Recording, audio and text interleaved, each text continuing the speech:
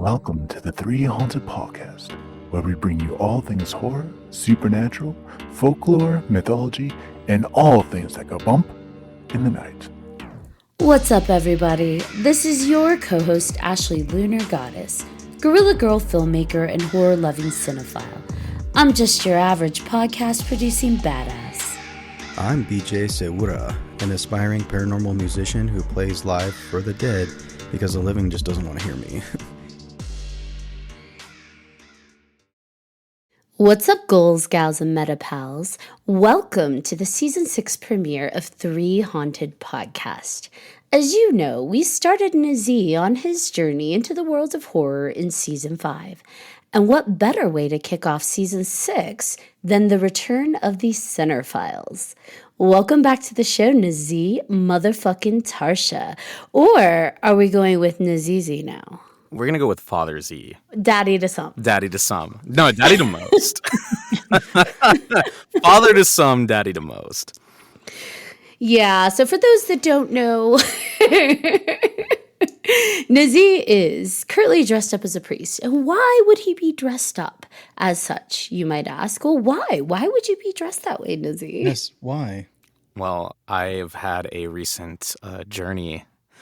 I found myself in God, and I have now devoted myself to the one.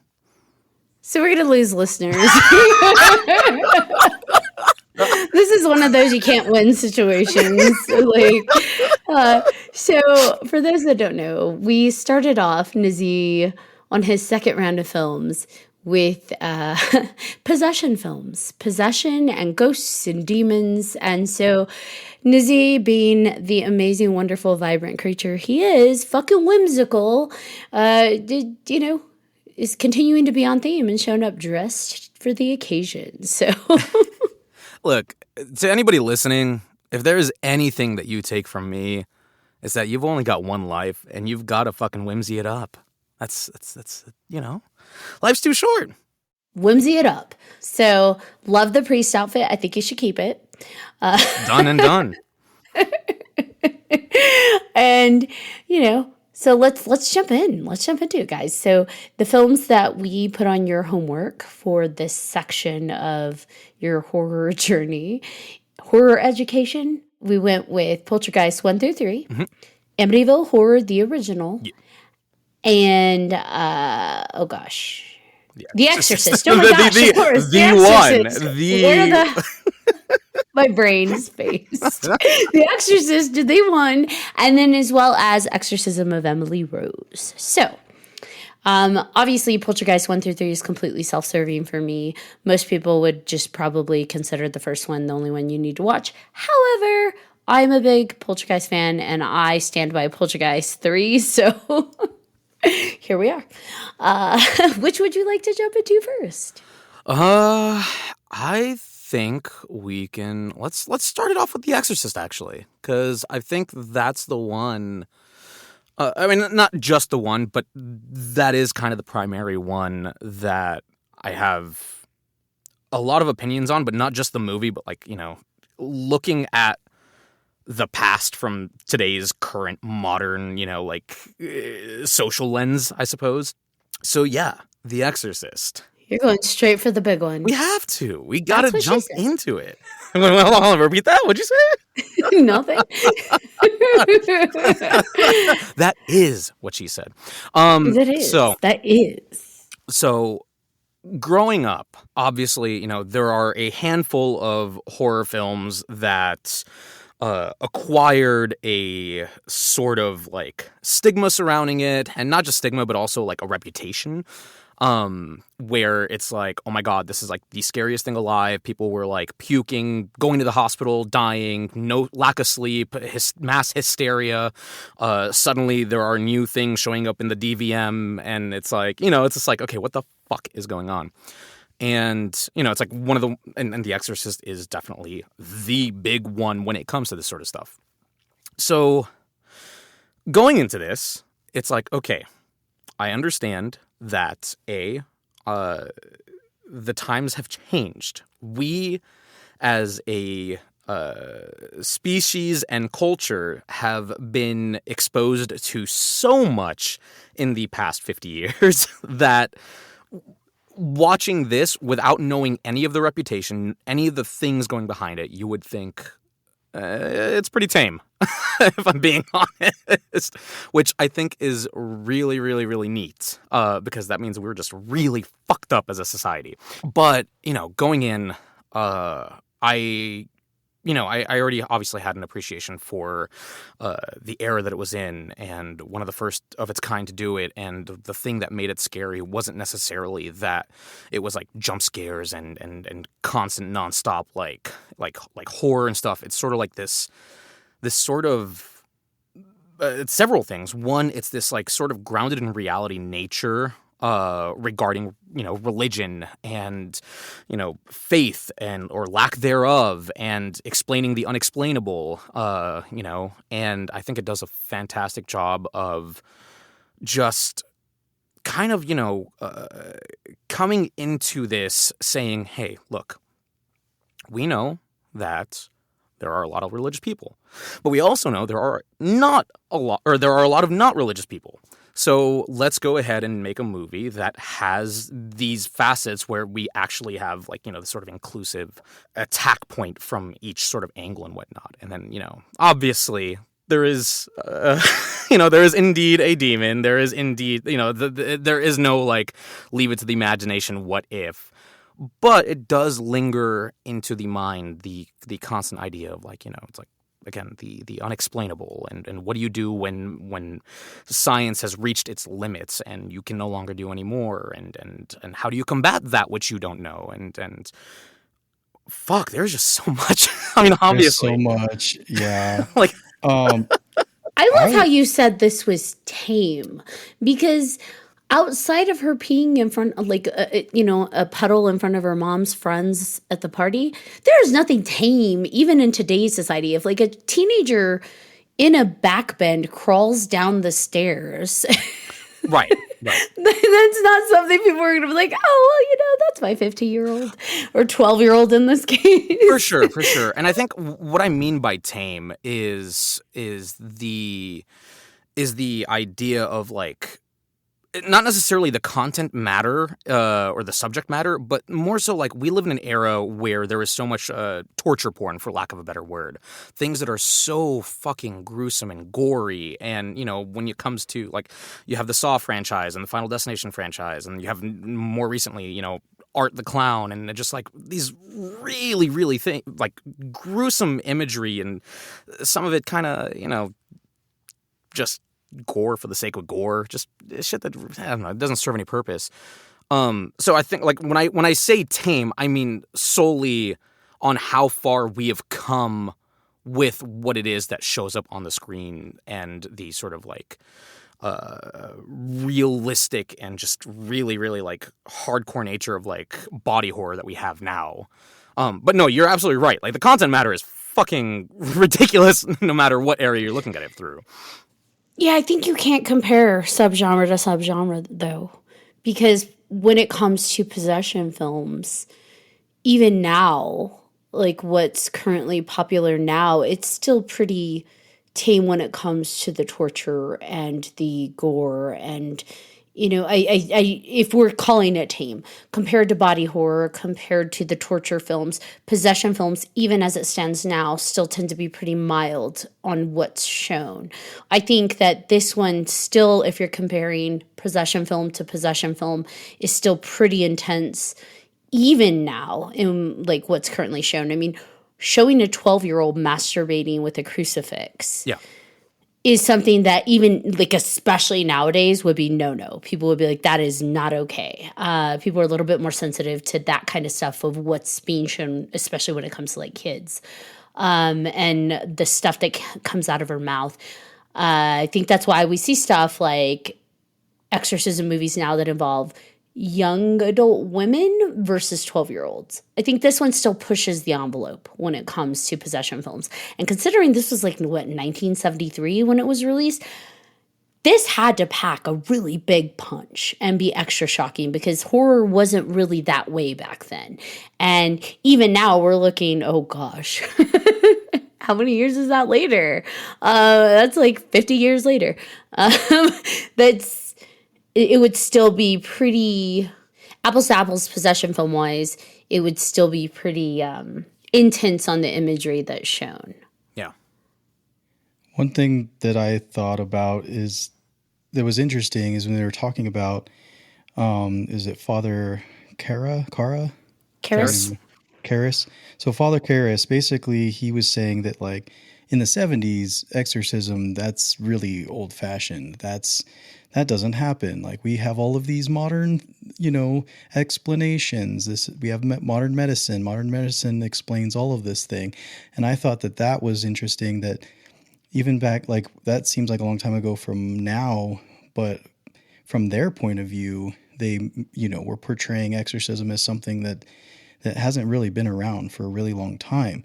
And to find somebody that could even deal with something like that is rare. And I think that they were setting that up to be like, hey, this is why it's a big deal, because we're going to try to deal with it the best way we can, first with modern medicine, which was its own torture, right? That was even awful. That was awful too, on top of the actual exorcism. So like both sides of it was just showing the extent of how bad both sides can be, not just the paranormal, but just the scientific practices that they had. And either way, she was suffering. And so, yeah.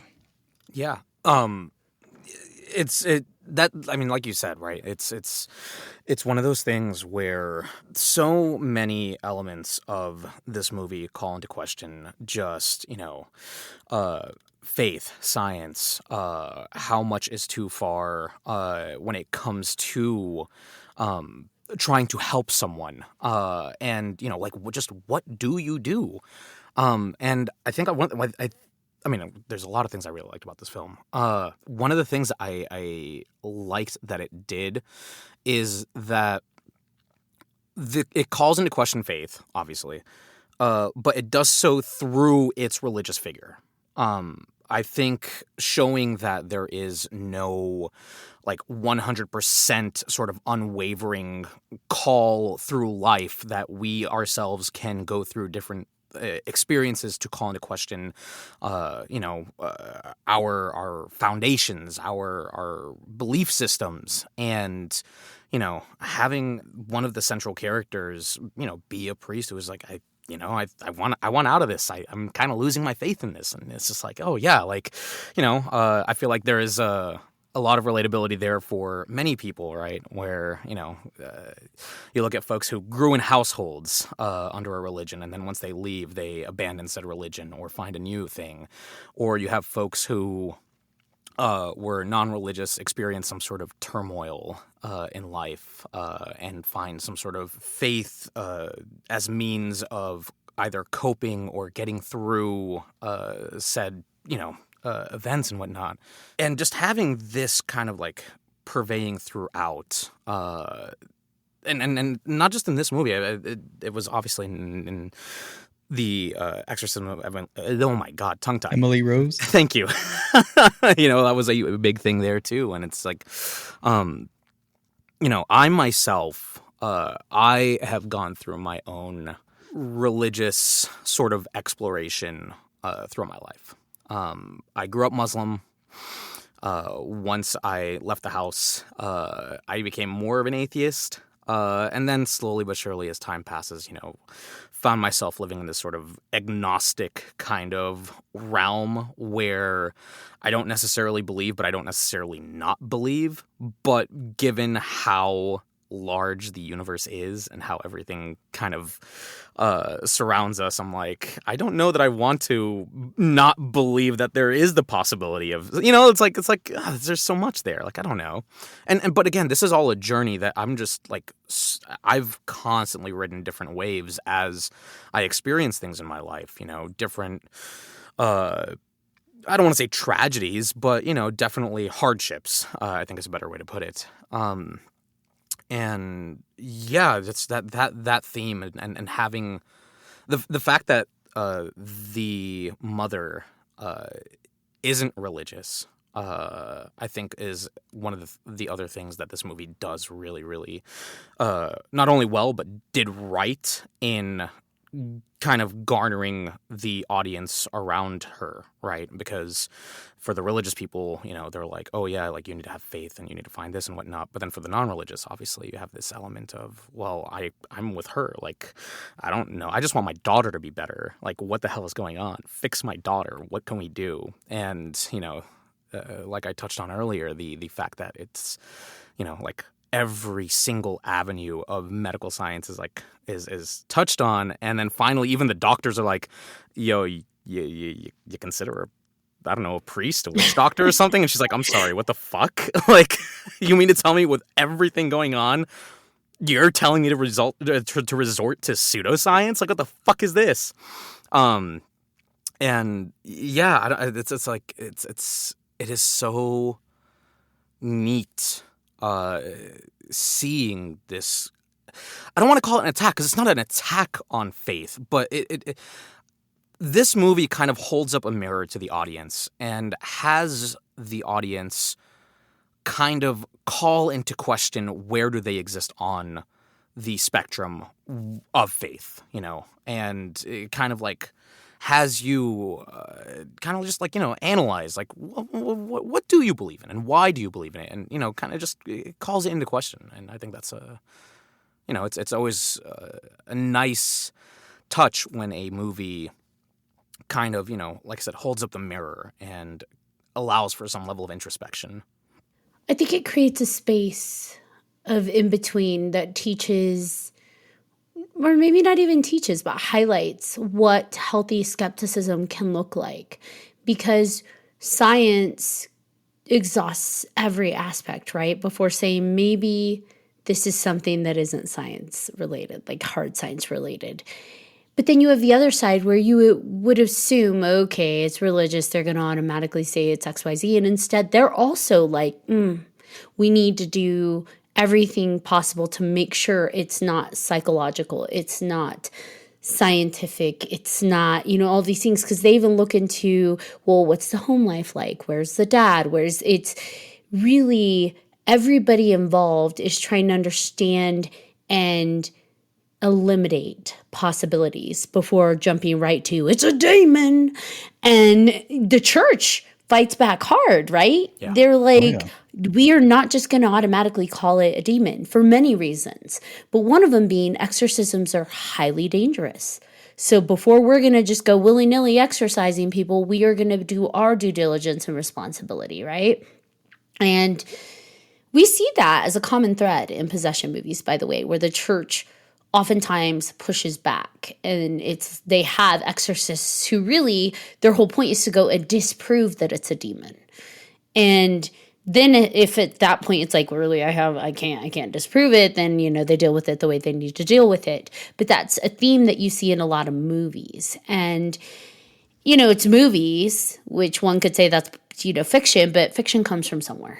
And right. It's oftentimes you do find figures out there in the real world that are talking about, you know, I'm an exorcist or I'm someone who goes and analyzes these things. They really are out there to eliminate the possibility of a demon. It's not, I'm there to prove a demon, I'm there to disprove a demon. And if I can't disprove the demon, well, then we talk about it from there. So it's interesting that hasn't changed. But I do like that when this movie came out, they really created that space in between. Here's science, here's religion, and here's the space in between of what if this can't disprove it? What if this can't disprove it? Now what? What happens? How terrifying is that? And it's the way that they cinematically created this movie was phenomenal. They had the subliminal imagery, flashing Pazuzu and the shadow of Pazuzu in the blink of an eye, so most people didn't see it, but yet they're left uncomfortable. I think that Pazuzu's flashed at least 5 times in that movie, and most people don't see it because it's so flippin' quick. And back in the day, you didn't have pause and rewind, right? You couldn't go frame by frame. So it's like, what was that? I have no idea what I just saw, but I'm uncomfortable and I don't know why. Yeah, yeah. It's great. It's great that they did that, right? Like they want you to feel that constant dis-ease. And I like that because if you think about that, that really puts you in the mindset of the mom. It puts you in the mindset of Reagan. It puts you in the mindset of every single character that there's something just not right. Something I can't quite touch. I can't quite prove, but it's there. I mean, if that's not symbolism, I don't know what is. But you also have phenomenal scenes of like her lifting her shirt and her skin lifting up to spell help me. And it's just like so many wonderful, terrifying scenes. Now, the reality of it is what Linda Blair had to go through filming Right. that as a Yep. child Yep. is not great. It's awful and traumatizing. The end result, though, was definitely traumatizing. I think I was traumatized as a child Yeah. watching this as a kid. Yeah, no, so it's funny because in my notes, I even like put like with the flashing imagery that you mentioned. I was just like, I wrote, I was just like, anyone blinks and they miss this. And it's like you said, it's just so quick. And the other thing is the fact that it happens without sound cues. So, it's like, it doesn't call into everyone's like awareness or their attention. It's just like, hey, if you saw it, you saw it. And if you didn't, well, then you missed it. But now you're going to have these other people being like, yo, that was fucking, did you see that? It's like, the hell are you talking about, dude? And you're like, it's like, oh, you blinked. Which is what they go through, right? They're like, did you see that? Did you see what? I didn't see it. And like, even the signs of the possession, right? It's so quick to not catch. And mind you, even something subtle like the bed shaking when she's like, mother, and the mom jumps on the bed and the bed's shaking like as a kid. Have you ever been on a street when a truck drives by and your bed trembles a bit? After watching this movie, I'm like, mother! The one of the things, since you had mentioned the things that Linda had to go through throughout all of this, the one thing that I kept going back to in almost every movie, not all of them, but in a good chunk of them, especially on The Exorcist, was Jesus fucking Christ. The amount of just excruciating pain and torture that these actors either went through or put themselves through, because obviously it's like anything that was shot, I feel like 90s and before, wild fucking west of directors being abusive and by any means necessary, and just like actors being legitimately traumatized, abused, and just absolute insanity. The ridiculous. I saw like a small video. I need to watch the documentary that they made for the behind the scenes. I think it's called The Fear of God. But like I saw like a snippet where it's just like, yeah, when she's like violently going up and down from the bed, like there was a contraption, like a girdle that was just like forcibly doing it. And even then the contraption went haywire and she had to like just suffer through, or just like all these things where it's like I truly like, I empathize so much, especially for the kid actors. Like, don't get me wrong, fucked up for anybody to be put through anything, but especially a kid being on set and just having a person being like, hey, go ahead and suffer through this. You're gonna give us the take. It's like, it's insane. Dude, she has spoken very vocally about what she went through to make that scene. She fractured her spine, so her yelling and screaming is legitimate yells and screams. She fractured her spine during that scene, and that led, I guess, for her to develop like back issues and scoliosis. And so she still, to this day, as an adult, experiences chronic pain in her back. And all for the sake of a movie scene, right? And so that's where I think movies have come a long way and film has come a long way, because there are more advocates for children on set and keeping them safe from stuff like that. I will say, you're speaking about the child actors and what they go through to make these movies. With Poltergeist, they actually were a bit more mindful of the little girl who played Carol Ann. And so any of the scenes that scared her, they actually, if it was too scary for her, they actually put in stunt doubles that would wear wigs. Oh, nice. So that she didn't have to experience that terror. And there were certain kind of violent scenes that they just didn't have her do. And so, that's at least good for her. Right. It's like, someone looked out for her in that one. Yeah, no, for real. It's one of those, like,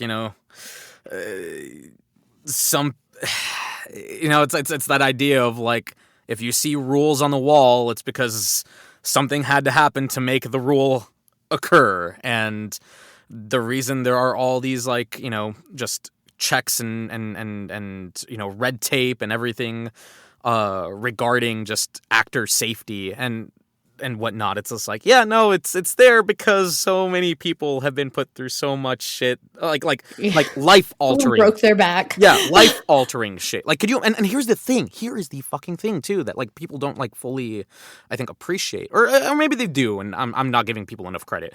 But, like, when you're doing something like this, you don't know whether or not this is a product that is going to receive any sort of notoriety, if this is going to be watched by all of, like, 3 people in a committee, maybe, and you are still putting yourself through all of this excruciating pain, through all this torture, both physical and mental, all for the sake of your craft, because this is what you want to do. And it's... Even then, as a 12-year-old, you shouldn't have to be in that position to make that decision anyways. Like, as a 12-year-old, someone's got to be advocating for her. And it sucks that back in 1973, nobody could advocate for her. I'm glad that in 1982, someone advocated for the little girl who played Carol Ann. What is her name? I am spacing on her name. And I feel bad. I'm like, the little girl who played Carol Ann. I can say Linda Blair all day. Heather O'Rourke. Yeah, Heather O'Rourke. That's right. Yeah, so it's good 9 years later, someone was there to advocate for her. And it was the director, actually, who advocated for her and looked out for her. It's just unfortunate The Exorcist, that wasn't the same experience for Linda Blair. And on a brighter, more fucked up note, I invite you to read the book. Okay. Now that you've watched the film. I say it in reverse because the book is phenomenal. And I love how much the book goes even further into the tests that they do. They put Reagan through. So in the film, you only have, 2 hours, essentially, right, to tell a full story. So they have to go really quickly through the science behind it and then go very obvious. This is a demon. And what I love about the book is it's so much more of an exquisite build-up through the tests where you're like, is it? Is she? Is she? I don't know if she is. I mean, oh my gosh, is she? Until you know. And then when you know, you're like, oh my God, she is. Whereas you kind of know all the way through this film, right? You kind of you're like, all right, these tests are just kind of for nothing. But the book, I feel, makes you doubt it even more. And then when it's in your face, you really do feel like Father Karras. And so I would highly recommend the book. If you haven't read the book, I think it's phenomenal. I think it's great. I think it's terrifying. Don't read it before bed. Got it. I do, something that was mentioned about in the book that wasn't really, because you said in the movie itself it wasn't as clear, but not just all of the pain and all of the things that she went through, but how she got possessed. Mm-hmm. Like, it was, like, quick. It's like the Ouija board, okay. Like, it wasn't like... it wasn't a deep dive into that. It was just like she shows up one day and now she's possessed, and you're like, wait, what? Did I miss a scene? That's how I felt a little bit. I was like, well, did we watch the same movie? Yeah, it was just so quick, right? Like how she was possessed, or like what caused her to be possessed, I should say. What do you think caused her possession? Well, when I was looking online, it said the book details that Reagan's possession stemmed from contact with the Ouija board. That it was less emphasized in the film. I thought it was pretty clear. But is that not that it was the Ouija board? Yeah, she's talking to Captain Howdy and shit started popping off. Right. I swear to God, every time I watch a fucking horror movie and I see a goddamn Ouija board, and it's always played with, and I'm like, y'all, look, I say this a lot. Ash has heard me say this a bajillion times. I ain't superstitious, but I'm a little stitious. I ain't coming anywhere near a Ouija board. You are not allowed to bring that in my apartment, in any domicile that I reside in, my hotel No, room. I hate to break it to you, homie. That maybe used to be back in the day, but now with the emergence of New Age and metaphysical, everybody's playing with shit they shouldn't be playing with. They're like, True, let me pick this up and do what I do. And I'm like, what are you doing to protect yourself, ground yourself? And they're like, what does that mean? I'm like, put that down. I agree. I'm just focusing on Ouija boards right now because that was the catalyst for this part. Well, so I guess the reason why I bring it up is because I thought the very beginning, when the older priest goes and when he does all the archaeology and stuff, and I thought that was going to be more part of it, right? I thought that because it was such a big scene at the beginning, I thought that was going to connect somehow with their lives prior to the possession. Sure, I know what you mean, because I because it feels like a classic, like, just cinema thing, right? Where it's like introduces the origin of, like, a cursed artifact or a thing, and then Yes. You don't necessarily see the travel of the thing, but you see it show up, and it's like that's the thing, but it's like That's the story of Stigmata. If you haven't seen that movie. which I haven't. Okay, well, phenomenal movie. There's the list. Gabriel Byrne. Stigmata is phenomenal, but that's pretty much what happens in Stigmata. He finds an archaeological artifact. She gets her hands on it, and hence the Stigmata begins. It's a phenomenal movie. Patricia Arquette. Mwah. Yes, Patricia Arquette's amazing, and that is a good movie. All right, so I'm gonna have to educate you both because apparently you don't pay attention enough to The Exorcist. What? I'm just kidding. I'm kidding. Okay. We didn't read the book. It's not book related. So in the movie at the Okay. beginning with Father Marin, he's got, what is it, St. Joseph's medallion? And it's depicting the battle between good versus evil. And it shows him finding the head of Pazuzu. So he kind of like banishes it, and it's a square off. So the coin is more of like a foreshadowing, the medallion, that he's going to be facing off with Pazuzu again. So when he comes in at the end, it's Father Marin, and he's facing off with Pazuzu. So it's more foreshadowing of him and what importance he's going to play and why the demon knows him. Because again, they're not quite sure it's a demon, but that is, they had to put that scene in there. I feel like they had to put that scene in there so that's how he knew that was the demon, because he had already squared off with Pazuzu once. And so then to be in the room and Pazuzu's like, I recognize you, old homie. You're not going to win this time. It was his way of knowing, okay, this is actually a demon because I know this demon. and so I think that was why they had to put that scene in there and why it was so important. Oh, now, totally. Okay. In terms of the possession and the why, I feel like in the book and the movie, it's very clear. It's through the Ouija board. The Ouija board comes to her as a friendly face, hence the Captain Howdy. It could have been any name. It could have been Princess Sparkle Pants, but it's Captain Howdy. It's so innocent and harmless, right, to a child. And she keeps playing with the board. They imply that, oh, you're playing with it again? Like, she is obsessed with this board. And, the stages of possession, the first one is obsession. So she is obsessed with this interaction with this Captain Howdy. And then we've got oppression, infestation, possession. So we see her oppression occurring as she starts to get like sick and her mom's going through all this hardship. And then we have infestation, where her room is now the source of, like, where the demon is affecting the location. He is shaking her bed like crazy, slamming the door, and just really taking away her safe space. And then ultimately the possession takes over. And so I think it was always, at least to me, it was always clear it was through the Ouija board. Now, the why, I think the why is a little more iffy because it's dangerous ground. I think horror storytellers love to possess children because it's the absolute extreme juxtaposition of innocence, right? If you Right. can demonize an innocent, then oh my God, we're all fucked.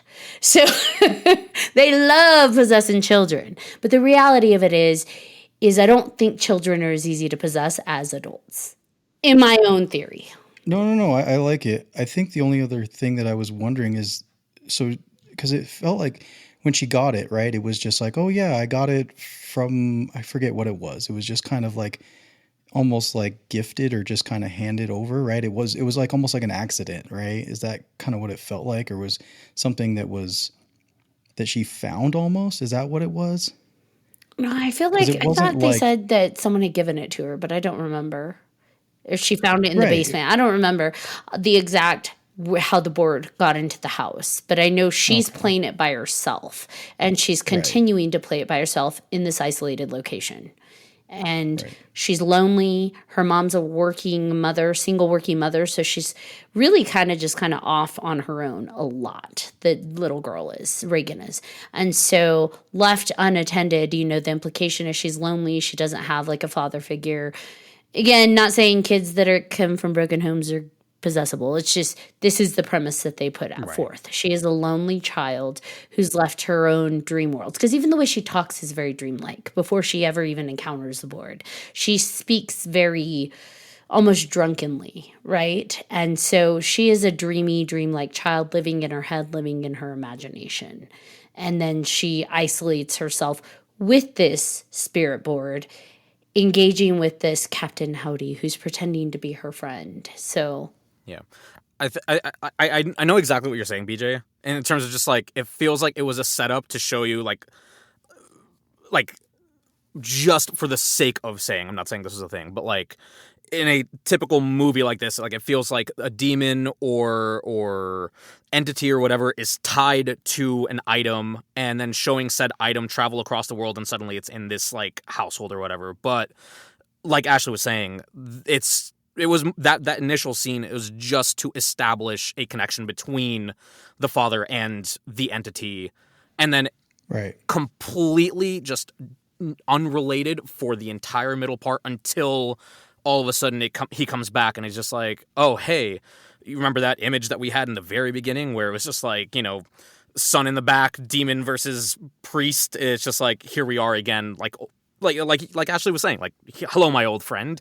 hello, old Right. friend. It's like Magneto and Yeah. Professor X. Yeah, like it's Here we are. this is one of those things where it's just like, it's not like The Mask where it's just like, the thing follows the artifact. It's more just like, yeah, demons can do whatever the fuck they want. But I did make a funny like little like note to myself when I was watching, because I do that thing where when I see my culture in some way represented or whatever, I'm like that Leonardo DiCaprio meme where I point at the TV and I'm like, hey, look, more Sandmen over there. Like, I know these guys. But the thing that I had like made a note to myself was just like, this is why you don't see like vampires, possessions, any of this stuff happening in the Middle East, because it is so fucking hot over there. They're like, fuck this shit. We're going elsewhere. We tried doing this and this is not fun. We're going elsewhere. But yeah, no.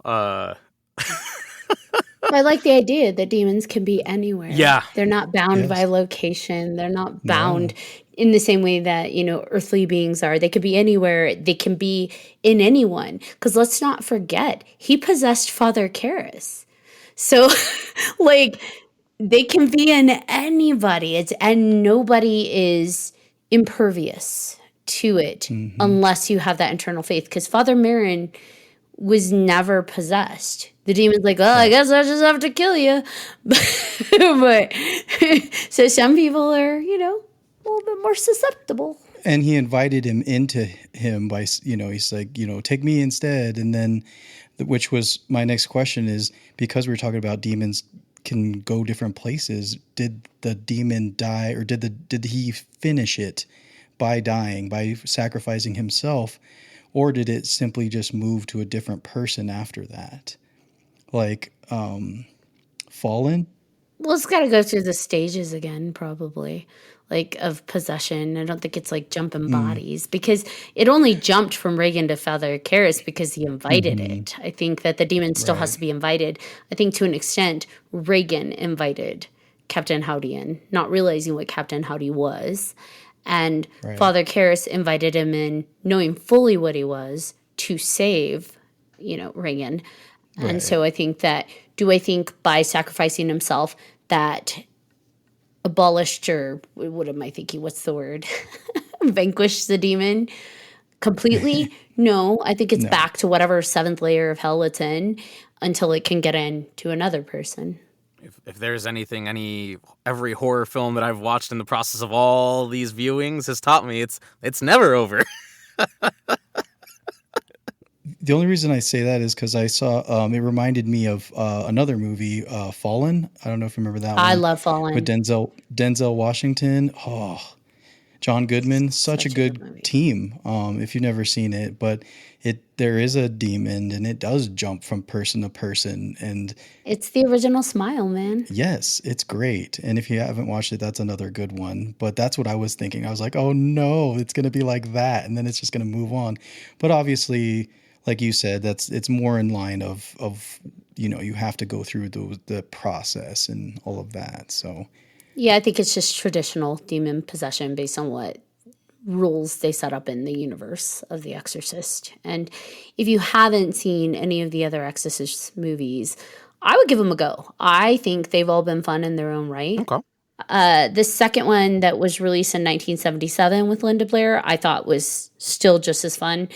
I really enjoyed Exorcist at the beginning. It was released in 2004, and it's the story of Father Merrin. So it's a prequel in mm, I think it's supposed to take place in 1949. I enjoyed it. I know some people have mixed feelings or don't like it, but I actually really liked it. So, because caves and archaeology, what? yes, absolutely. And look, here's the thing. You can still like something just because like something isn't like critically like, oh man, this is like you can still like it. You can still be like, yeah, that was a fun watch. Don't let anyone take that away from you. I think people are way harsher on prequels and sequels than they are on the original incarnation Right. of a film series. But for me, I enjoyed it. I thought it was a fun story. It was entertaining and it was visually pretty. So Noted. I'll put it on the list of yeah, movies. I'm just you're gonna have a very big list. no. There is no. I'm about to have a very big list. I already have a giant list. I just don't know what's on it. Yeah, true. I'm just uncovering. I'm just like blowing the stone tablet and clearing the text and That's a discovering. much better visual than what I was thinking. I'm like thinking of those little the art where you like scratch and it reveals the art below it. Little scratch art. That's funny. Okay, so then we can just go chronologically. How did you feel about Amityville Horror? That was released in 1979.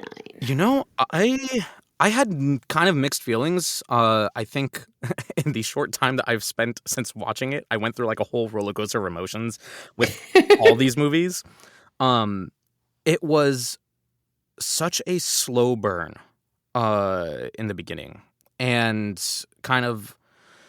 I think that's the other thing. Like me watching some of these older movies, it's kind of like appreciating. It's like, oh no, like these take their time to establish what's happening, to build up to everything that's going on, and so like there is a partial element of like boredom that happens. Look. Millennial currently in the TikTok age, all right? Leave me alone. We're going to train some patience back into you. Hey, look, I said I came around and I let it simmer for, the whole day and was just like, no, that was actually a really, really well done movie. I have mixed feelings about the idea of the house as entity, rather than,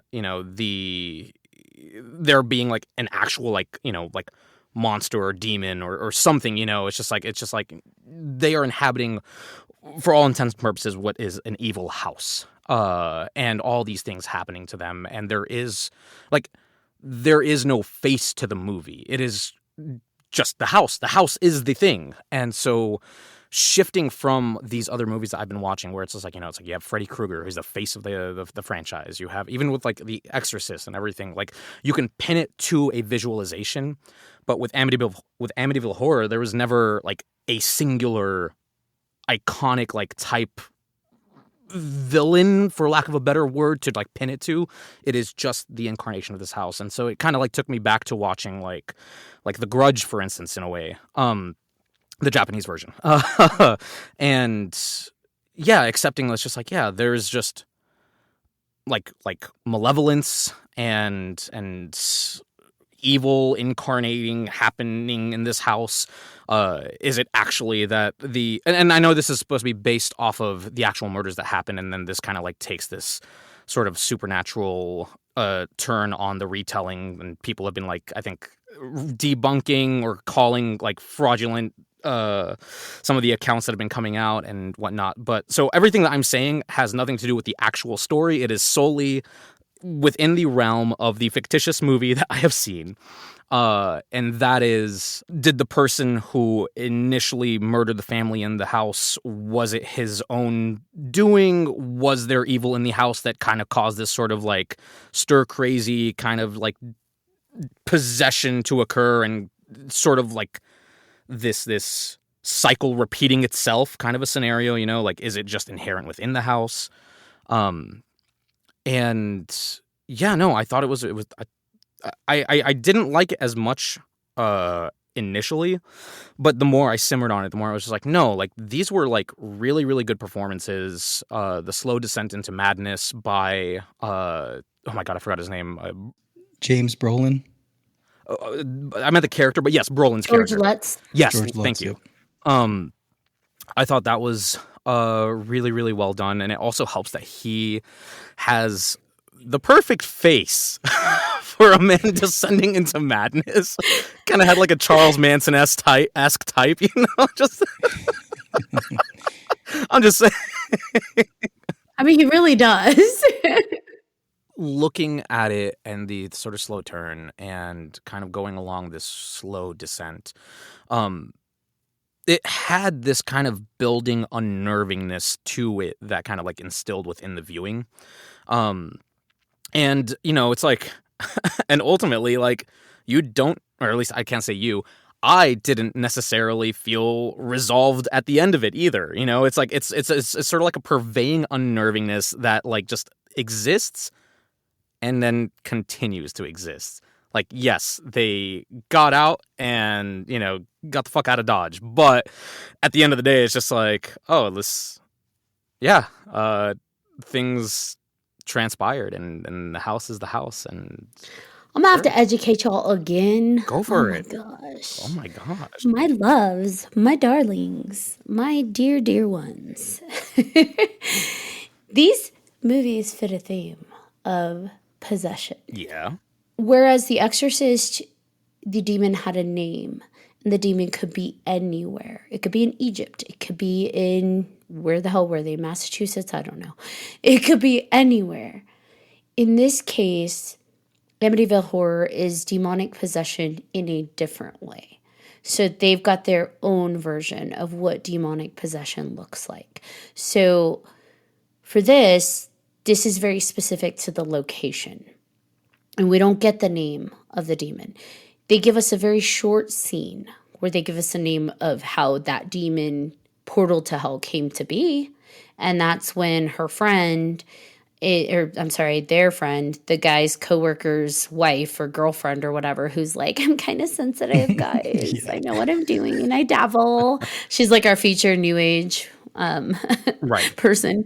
But she had mentioned that it was built atop a burial ground, and that a satanic worshiper by the name of John Ketchum had lived there and was doing things to kind of harness that energy and desecration of the dead bodies to create this portal to hell. So I think the idea here is that the house is it's a portal. You have places that are vortexes for neutral energy that can be harnessed for good or bad. In this case, because this guy was on top of a burial ground, harnessing the dead bodies and the energy on that. That's obviously it's desecration. That's no good can Right. come from that.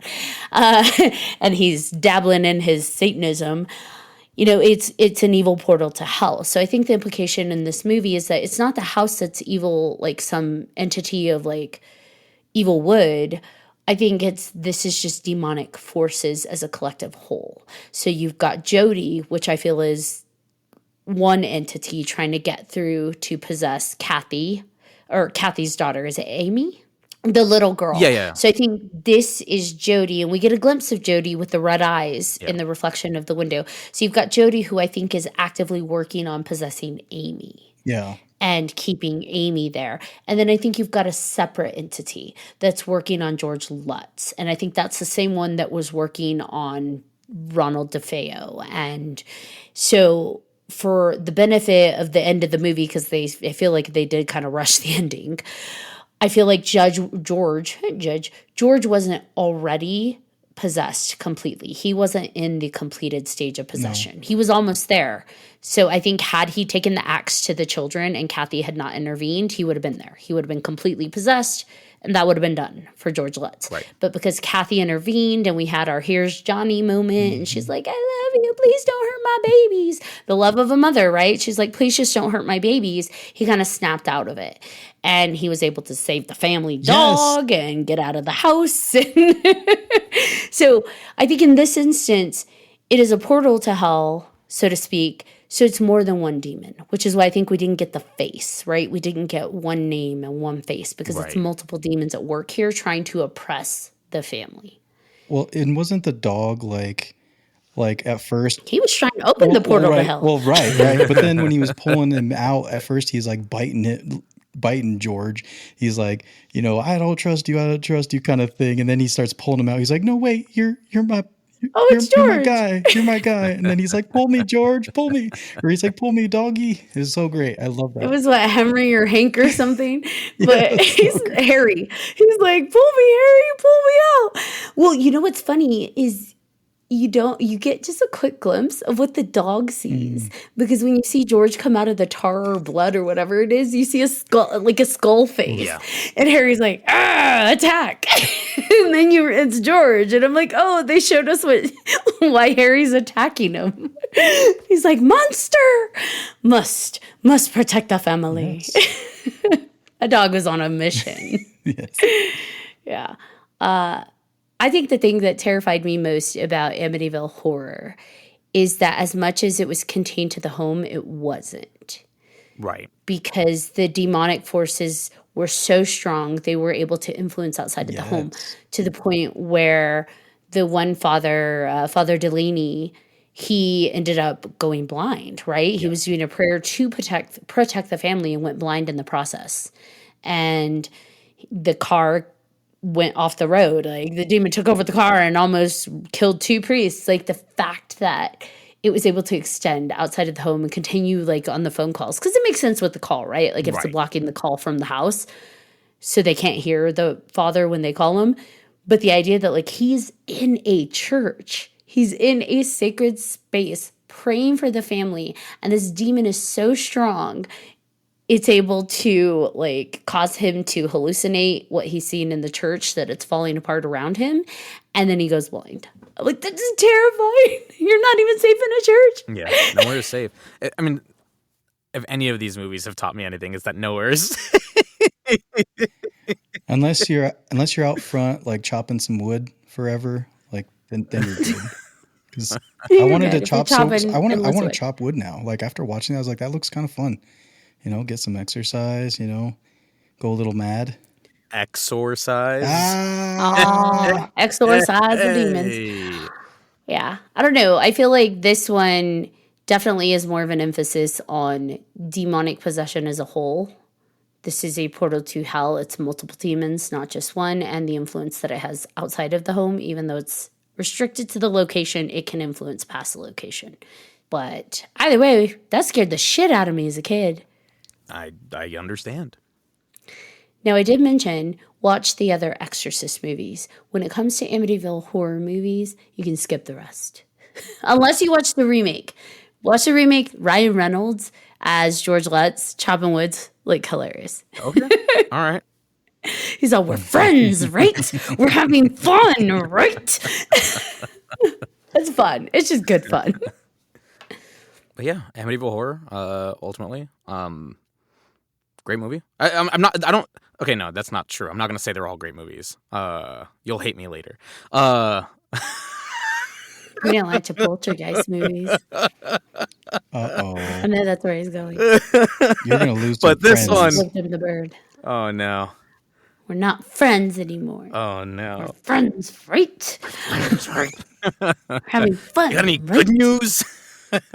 Right? God. No. So I do think that this is multiple demons, which is why you didn't get to see just one or get a name of just one, which to me is equally terrifying because you've got more than one demon trying to oppress different family members. It's going after George Lutz, who's the most powerful one, and then it's going after the most innocent one. This kind of triggered at this movie, but you know, it's been going through throughout this entire journey, so to speak. But seeing the influences on a lot of modern cinema and not even just cinema, media in general, you know, it's like there's, you know, because I've seen like all of American Horror Story. And, you know, when you see like the murder house and then like in season 5, you have the hotel and then you have season 6, especially actually. Again, there's a lot of just house related stuff. And then like specifically for me, I think it was called Roanoke for American Horror Story. The fact where it's just like, you know, you have Amy here and her friend Jody existing and whatnot. And then like, you know, it's like seeing the sort of pervading theme across various projects where it's just like, hey, here's a little kid and here's their best friend.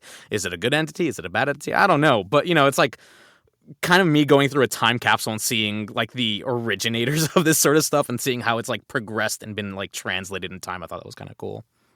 And also now I understand a lot more references. I think that's like the big thing too, because like, I mean, obviously I've seen so many like, you know, with The Exorcist, obviously it's been parodied to hell and back, all puns intended. You know, it's just like between like your mother sucks cocks in hell and all this kind of stuff, and it's just like I don't fucking know what this all is. I've heard the lines, but and then watching it, it's just like, oh, hey, I recognize this. Mimi, why you do this to me, Mimi? Oh my god. Yes. I will say, I know I said, you know, him chopping the axe, you know, through the door and how that was very The Shining-ish. I will say that this actually came out before The Shining, so Exactly. I was going to ask that actually. the kids hiding in the bathroom and him chopping with the axe through the door to find them. I'm like, well, I almost feel like Jack should have said, "Here's George." Didn't need another lawsuit on their hands. Right. All right. So then that brings us to Poltergeist 1 through 3. Yes. All right. Don't break my heart. Don't break All right. our hearts, because I Yeah. love those movies too. Uh-oh. Okay. So This is the first and last episode of season 6 for Nazeeh Tarsha. can we name this episode season 6.66 and then The beginning of the end. beginning of the end? Here we are. The end of the beginning. It's been a fun ride. See y'all. So Poltergeist 1, I thought was phenomenal. I absolutely loved it from beginning to end. I thought it was interesting because the tone of the movie was not what I was expecting. I know that this is considered, you know, like one of the like top 100 like in horror lists, and is very, very like well received, classic and whatnot. But it has so much kind of like lightheartedness built into it as well that kind of makes this a sort of like it takes some of the edge off, I think, in my viewing and seeing it and whatnot. You know, it's like between like the soundtrack kind of was a little more whimsical in some elements. It wasn't just straight up like horror dread. I mean, hell, even the entire opening scene, or like just after the very very beginning, where it's like you have the ride through the neighborhood, getting beer cans and going to the house, and it's just like the comedic confrontation with the neighbor, like, hey, asshole, we want to watch the game. It's like, well, my kids want to watch fucking, Mr. Rogers. It's like, okay, well, what am I watching right now? It's like I see this setup and I'm like, is this a horror film? Watching Coach with Craig T. Nelson. That's what you're watching. Her burying the bird and automatically saying, "Can I get a goldfish?" No, oh my! I even wrote that in my note too, where I was like, man, we got over that quick. She been wanted a goldfish. Like, Right. I'm not convinced you didn't kill this bird. To get the goldfish, right? Can I God. get a goldfish? The parents smoking a doobie in bed. Yes. Getting high as a kite. And also just the overall funness of that relationship that was set up. It's like there is no sort of like strife and turmoil, any sort of hatred or things where they turn on each other. It's just like this is a loving couple.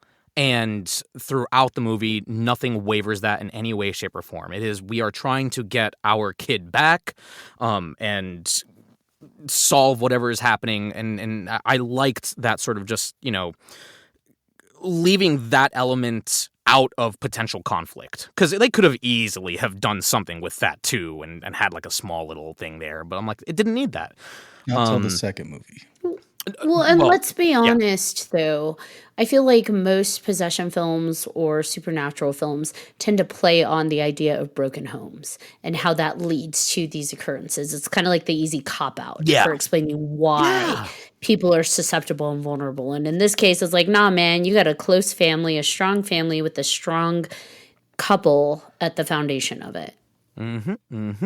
I really, really, really did enjoy that first one. It was just a good amount of like comedic bits inserted into what was essentially kind of like an on edge Universal ride. That's what it kind of felt like to me. And also the special effects throughout 1, 2, and 3, all of them like ridiculous. There are definitely some moments that were like kind of like this did not age well, like all the shit spinning in the room, which kind of felt like a callback to The Exorcist. Fun. It's fun, but I'm just saying, you watch it and you're like, that kind of looks like shit CG. I think the only obvious special effect, like, oops for me, was when the guy goes into the kitchen to make himself a meal and then he looks in the mirror. And you can tell, obviously, the head's been replaced with something that he can peel. Yeah. It goes from his face to clearly, like, not a person's head. And it's like, aw, come on. Yeah. You could have given him prosthetics. Even back then, they had that to peel at. But, it was really, really endearing. And I think, the fact that it didn't have this just ever-pervading existential dread going throughout. It felt like there was always going to be an end, like a good ending. There was hope throughout it that made you constantly cheer for everyone involved and like, yeah, shit, you're gonna do this, and how are you gonna do this? Oh yeah, like you're actively rooting, but with like a positivity, because obviously you're. If a movie isn't shittily written, you're always rooting for the protags. But in this case, like, you truly were like behind this family. A mark of a good movie is that it does give you all of the emotions. It gives you all the ebbs and flows, gives you something to be afraid of, something to laugh, something to cry, something to, just enjoy, like the funny parts, the levity, and a good mix of all of that makes a really good movie. And I think that first and foremost, it's just that it's what it is. It's not, for me, like a horror movie. It's just a really good movie, just for the way it is, the way they make you feel all these different emotions. And the music for me is iconic, it just feels like, I don't know, just otherworldly, but in a playful way, and just kind of you're there for it, and you hear that song, and you're like, okay, we're going into this, and and then obviously the supernatural sides of it, and also not just the supernatural sides, the all the cast. I gotta say, I just of course just love the cast. Craig T. Nelson is great. I mean, all of the kids, the Tangina, like she is Tangina. the best. She is Miss Thang. Like she had to be in all of those movies, every one of those movies, right? Like I wanted her to be in more of the second movie, and she wasn't. That was my only, thing that I was like, she was in it, but she really wasn't that much into it. But and then it touches on we'll get to it, but just the light, right? Just her light, just kind of going to the other side, like explaining the other side. And that for me I think that was really interesting, just being able to be like, oh yeah, these spirits are drawn to her because of all of this. And then they're lost, and you have to go, just that whole world, just building it, and just being and having this family have to experience it in a way that just is terrifying, but also, we gotta save our daughter, So, but that's kind of where I'm at with it, but I can go on and on about it. Well, I think Tangina couldn't be as present in the second one from a storyline perspective, just because each movie is a different hero's journey. Yes. So the first one is really the mom's hero's journey. So if you notice, we get a lot more of the professor from the school, and you get like her conversations with her as well as with Tangina, and like her stepping into her role as a more protective mother. Because, she's a bit more aloof at the beginning, to the point where, like, she's got a helmet on Carol Ann and she's sliding her across the floor with this ghost thing that she has no idea what it is, but she's like, let's aim her at a wall and laugh. And then, you see her arc into a strong mother protecting her kids, right? I got to send you to my mom. I got to protect you guys, and I got to get Carol Ann back, even to the point where I'm going to tie a rope to myself and go directly into the abyss to get my daughter. And so I think that really Poltergeist 1 is the mom's hero's journey. And then Poltergeist 2, it's the dad's. So that's why you get more of Taylor, right? Taylor's really guiding him through how to tap into his inner protector of his family, his inner warrior, because he's kind of gone wayside, right? He's fixing vacuums that really don't need to be fixed. And he's just like talking about being a hippie and let's play in a van, bright colors. And, he's really lost his way since the first one. And so Tangina, I don't think, would be able to serve that as a character, right? To get him back on track. So we have the introduction of Taylor, who helps him really tap into his inner protector and guide and guard and warrior.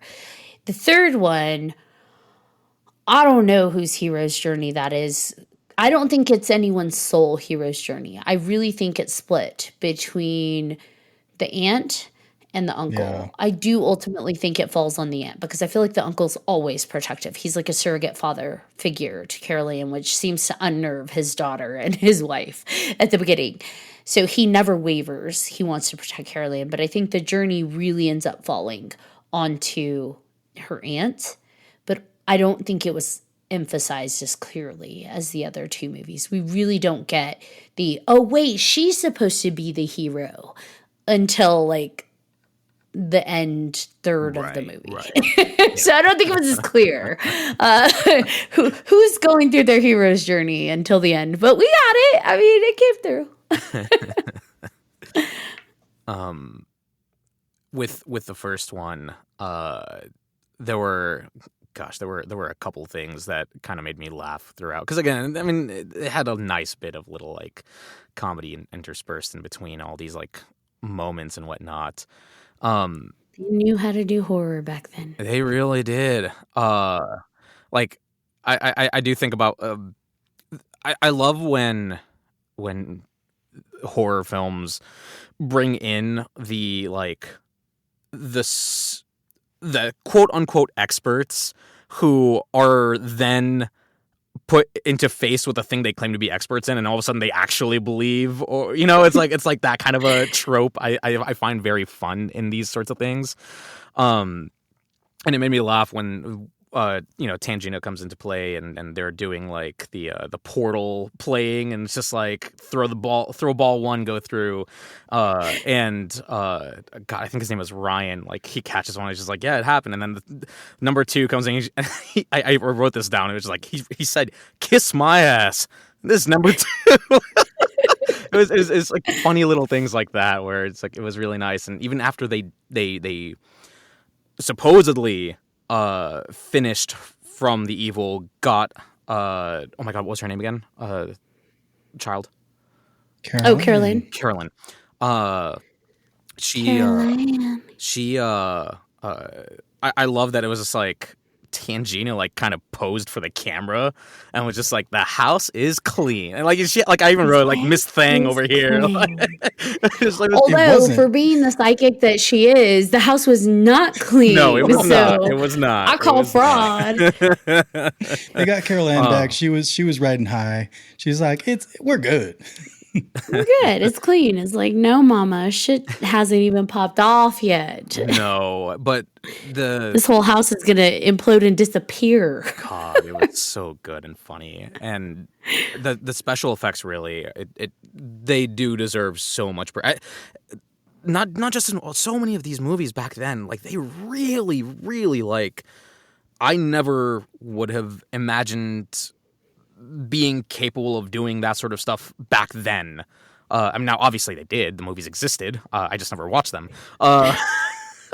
But like that ending where it's just like the mom's like going up the stairs and getting electrocuted and touching the door and getting blown back, and like suddenly there's like the portal gets open. Like the amount of just insane special effects that happen in this, like.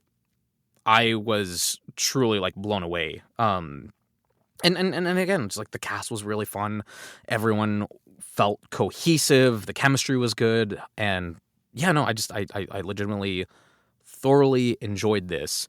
They really paid attention to small details too, because the daughter, what is it, Dana? She talks about how she's going on a date as they're packing up to leave. And when she comes back and the house is imploded and she comes out of her boyfriend's car and she's like, what's happening? What's happening? Her hair is disheveled. She's got a hickey on her neck. Yeah. And it's like they really just like, they're like, we go in with every detail. And I love that. Yeah. And that ending where it's just like, the dad is like confronting his like boss or whoever, and it's just like, you son of a bitch, you only moved the headstones. The bodies are still, and they just fucking get out, go to the hotel, they leave this place, everything's imploded, neighborhood is left disheveled. It's like, what the hell just happened here? I absolutely loved the closing final shot. Hotel room closes, opens back up, TV gets thrown out. Close credits. It's like a perfect 80 movie ending. Well, and you know what I love about that too is that it really shows that they finally got it, because after the house is deemed clean, they go back to like just business as usual to an extent. Like they're gonna move, but what do? They put those two kids in the exact same room and close the door that they were just, we just cleared this room. And they're like, oh, well, all right, all is great. So you're going to go back to bed in your own little room that you got sucked in through the closet. You got pulled out by a tree and all is well. I'm going to go take a hot bath and put yourselves to bed. And it's like, is this serious? Did you just not go through the past few months? Like, I feel like if anybody had gone through that and really went through getting your kid back, it'd be like you're sleeping with me for the rest of your life. Yeah. Like, the rest of your lives, you're in my room. Good luck having normal relationships after this. I'm protecting you forever and ever.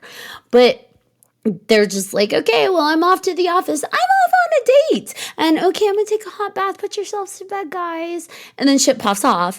And so then it's like it took that second time happening before it really clicked for them. And then they all go in, like you said, final scene, they all go in to one small hotel room and TV gets pushed out. Well, I mean, they don't have a house anymore. But I'm just saying, like, they were so naive about, well, we can all go back to normal. And it's like, baby, life is not normal after this. No, normal is not a word. It just erased from your vocabulary. Forever for this family. Forever. This is something that we're going to have to deal with. And they do in the other movies. How'd you feel about 2? So let me go ahead and preface all of this by saying enjoyable. But the only reason I have any negative feelings is just that I feel like it didn't need to continue past 1. And that was it. It felt like they brought everyone and everything back with a sort of like half-baked idea that they were kind of like fleshing out, attempting. Like it felt, for lack of a better word, kind of like cash grabby in a way. I was just like, oh man, this first one was really, really, really successful. Let's go ahead and just do it again.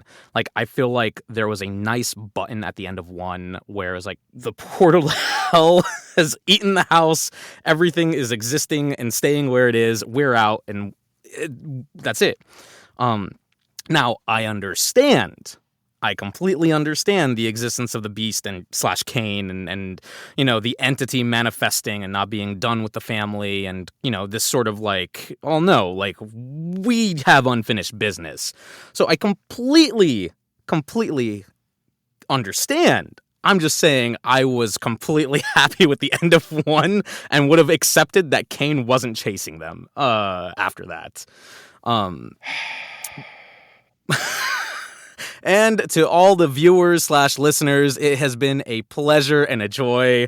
This is the last time you'll see me on this. No, I'm joking. I'm sorry. I love Reverend Cain. Like Reverend Cain, like to this day, is one of the creepiest like villains that it's just seared in You want my. to talk about an icon? Yes, Without a seared. mask, without a gimmick, just Reverend Cain. Cain. For the I sing that song like all the time when I'm just walking down the hall. God is in his holy temple. Oh boy. Earthly cats, be silent now. See? So If you're singing that constantly, I think that's indicative of something that needs to get. I need a priest. Can you help me? Why, yes, I can, son. Here's what I love about why like they expanded Poltergeist 2 and 3, or not even why. Here's why I love that they expanded Poltergeist into 2 and 3. 1 was just, oops, we moved in to an area where all of these homes were built on a burial ground. However, they all were built on a burial ground. They were the only home experiencing that. Why? Because the guy even said, oh man, that entire section used to be a cemetery. We relocated all of it. So that's more than just their house. And yet just their house experienced that. Why? And why was Carol Ann the one that was pulled into the portal? Yes, she was the one that could hear them through the TV. She was the one that could experience them most, right? So that begs the question, why? There were a lot of whys we didn't get in the first one. It was more happenstance. Oops, you shouldn't build houses on burial land. Yeah, no shit. But when you expand into Poltergeist 2, you start to understand the why. We learn that Carol Ann, her mother, her grandmother, are all sensitives. They are all gifted. They are all a type of medium. And it's like, oh, okay. Now I'm understanding a bit. And her light is brightest. So now Reverend Cain, who's gotten a taste of it from the other side, really, really wants her. And he wasn't vanquished in the first one. They just got her back through the portal and closed the portal. So really, he's still alive and popping. And he's got a taste of her essence and wants her to get his now disgruntled followers to get back in line. And so we're getting more wise, right? And we're also understanding now how maybe the metaphysical world behaves. Not saying that these pop culture films are the end-all be-all, but you get an idea. And they really start to flesh out the idea of what a poltergeist is. Because one could say that the first one was really just paranormal activity of some sort, supernatural, it's a haunting. But there's a difference between a haunting and poltergeists. And oftentimes they say poltergeists surround adolescent girls. So again, you got to take it with a grain of salt whether you believe this shit's real or not. But what Poltergeist 2 does is they lean into that lore that poltergeist activities surround adolescent girls. And so we've got Carol Ann, who not only is she a sensitive, not only is she a very talented sensitive, we see it with the yarn scene where she's able to grab the different colored yarns without having to look at them. And we get glimpses that her bright light is brighter and different than most others. And not just because she's just a cute little innocent girl and they're back. There's something special about her specific energy and her gifts. So cool. Now we've got this entity that's latched onto her. He's gonna find her. What I find really interesting, though, is that she's not the only one that experiences him. And that's what I love about what they did in 2. He actually approaches her and the mom interacts with him at the mall. Yeah. And the brother sees him and the dad sees him and Taylor sees him. Yeah. He is able to manifest in the physical realm. And that's fucking scary. Yeah. It takes the dad's energy away from just talking to him, right? Like, And he's able to possess the dad. Carol Ann is the only one who breaks it because she's in the background. He hears her voice and then he snaps out of it. It's Kathy that breaks it. Is it Kathy? Oh, you mean the first time when he's at the door? Yeah. I mean when he swallows the worm. When he's at the door. He actually possesses he's him. like, Yeah, me Carol in. Ann. And then he's like, He almost got him. And then Carol Ann, you hear Carol Ann say something, and then he's like, huh? Oh. And even in that scene, he doesn't mean let me in the door. He means let me inside of you. And he's almost worn him down. Like the beauty of that scene, that he is getting into him through oppression, through his insecurities, through his vulnerable cracks, which is, in theory, that is what possession would be, right? Finding your most vulnerable spaces to seep into you, to let them in. And he almost got him. And then it's the love of his child, the voice of Carol Ann, that he's like, oh, get the fuck out of here. Taylor's like, you do well, bro. When he was talking shit about Taylor too, it's like, come on now. Yeah. It's like, don't trust that guy. He's bad. Taylor's there to help you, and he's talking shit about Taylor. That should be a red flag right away. Isolation, baby, trying to get rid of the protection. Trying to get rid of the protection, and also kind of this other theme of like masculinity too, right? Where it's just like hitting onto the sort of like the 80s / not even just 80s. It's like this is just an ever pervading theme of take a shot every time I say the word pervading, by the way. I've been saying it a lot this this, you know, just the theme in, I feel like, American society, where it's just like the man is the provider, the man does this, the man, and it's just like, hey, you're gonna let another man come into to your home and take your job? Like, what the fuck? Like, that ain't very manly of you. I'd be like, yeah, and he fixes cars too, can you? He makes them happy. Apparently cars have feelings. You know, and this is why these discussions are important, because I have a greater appreciation. 'Cause like I said, it wasn't a bad movie. The only thing that truly just like bugged me was like I was satisfied with the first. That was really just it. But you all have great points. Just let me in. Let me in. You can come in. Just let me in. Yeah, no, I see what you all have raised, and I'm gonna chew on that a little more. Chew on that. I'm gonna chew on it, but I'm being swayed. Am I fully convinced on the necessity? Not 100%. However, that's an Ashleyism right there. However, I say it so much. however, with the finger point. However, no, I can see the necessity for this as a result. I appreciate that. Okay. I'm gonna make a sticker that's like that. However. I've thought about making you a sweater, by the way, that just literally is an index finger pointing and then just says however or ... however. Oh man, there was one super funny moment to me that happened where there's the knock on the door and Kathy goes to check And she looks and there's nothing there, and I'm just like, why the fuck would you like? And then the knock happens again, and she goes to open the door instead. I'm like, you know, there's a fucking entity. Why in the fuck are you opening this? And then when it opens, and the fact that Tangina was there, I was like, that was dirty. That was a dirty fucking joke. Holy shit! Amazing. Oh, and back in the 80s, by the way, they could make the jokes that they make, because think about when he's like, Tangina sent me, and he's like, what is that magical munchkin one? And I'm like, oh my God. I forgot that they could write that shit. Oh man.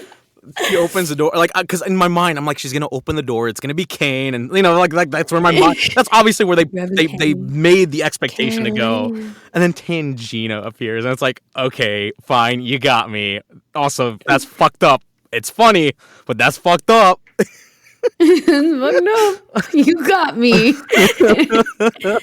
Such a fun movie. I think that they went over the top in Poltergeist 2 with some of the effects, because I don't think it was necessary to have him squaring off with Reverend Kane in that big, like, insect whatever fleshy form he's in, and then he blows the quick smoke and Reverend Kane goes blown away like a balloon. I'm like, oh, I was fucking I don't know how I feel about that. I was pissed about that sort of like astral planey CGI thing. Like, I ended up like reading a small thing where apparently the person who's in charge of all the special effects thing, he was out of the country and unavailable to do anything, so he like left it to, I think, an assistant or something like that.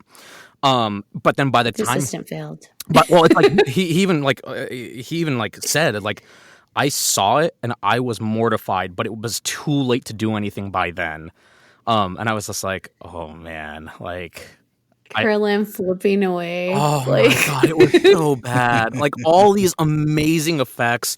Yeah, some overdone, but still like really, really phenomenal. And then just to have some like weather forecast ass green screen happening with the fucking flip. It was bad.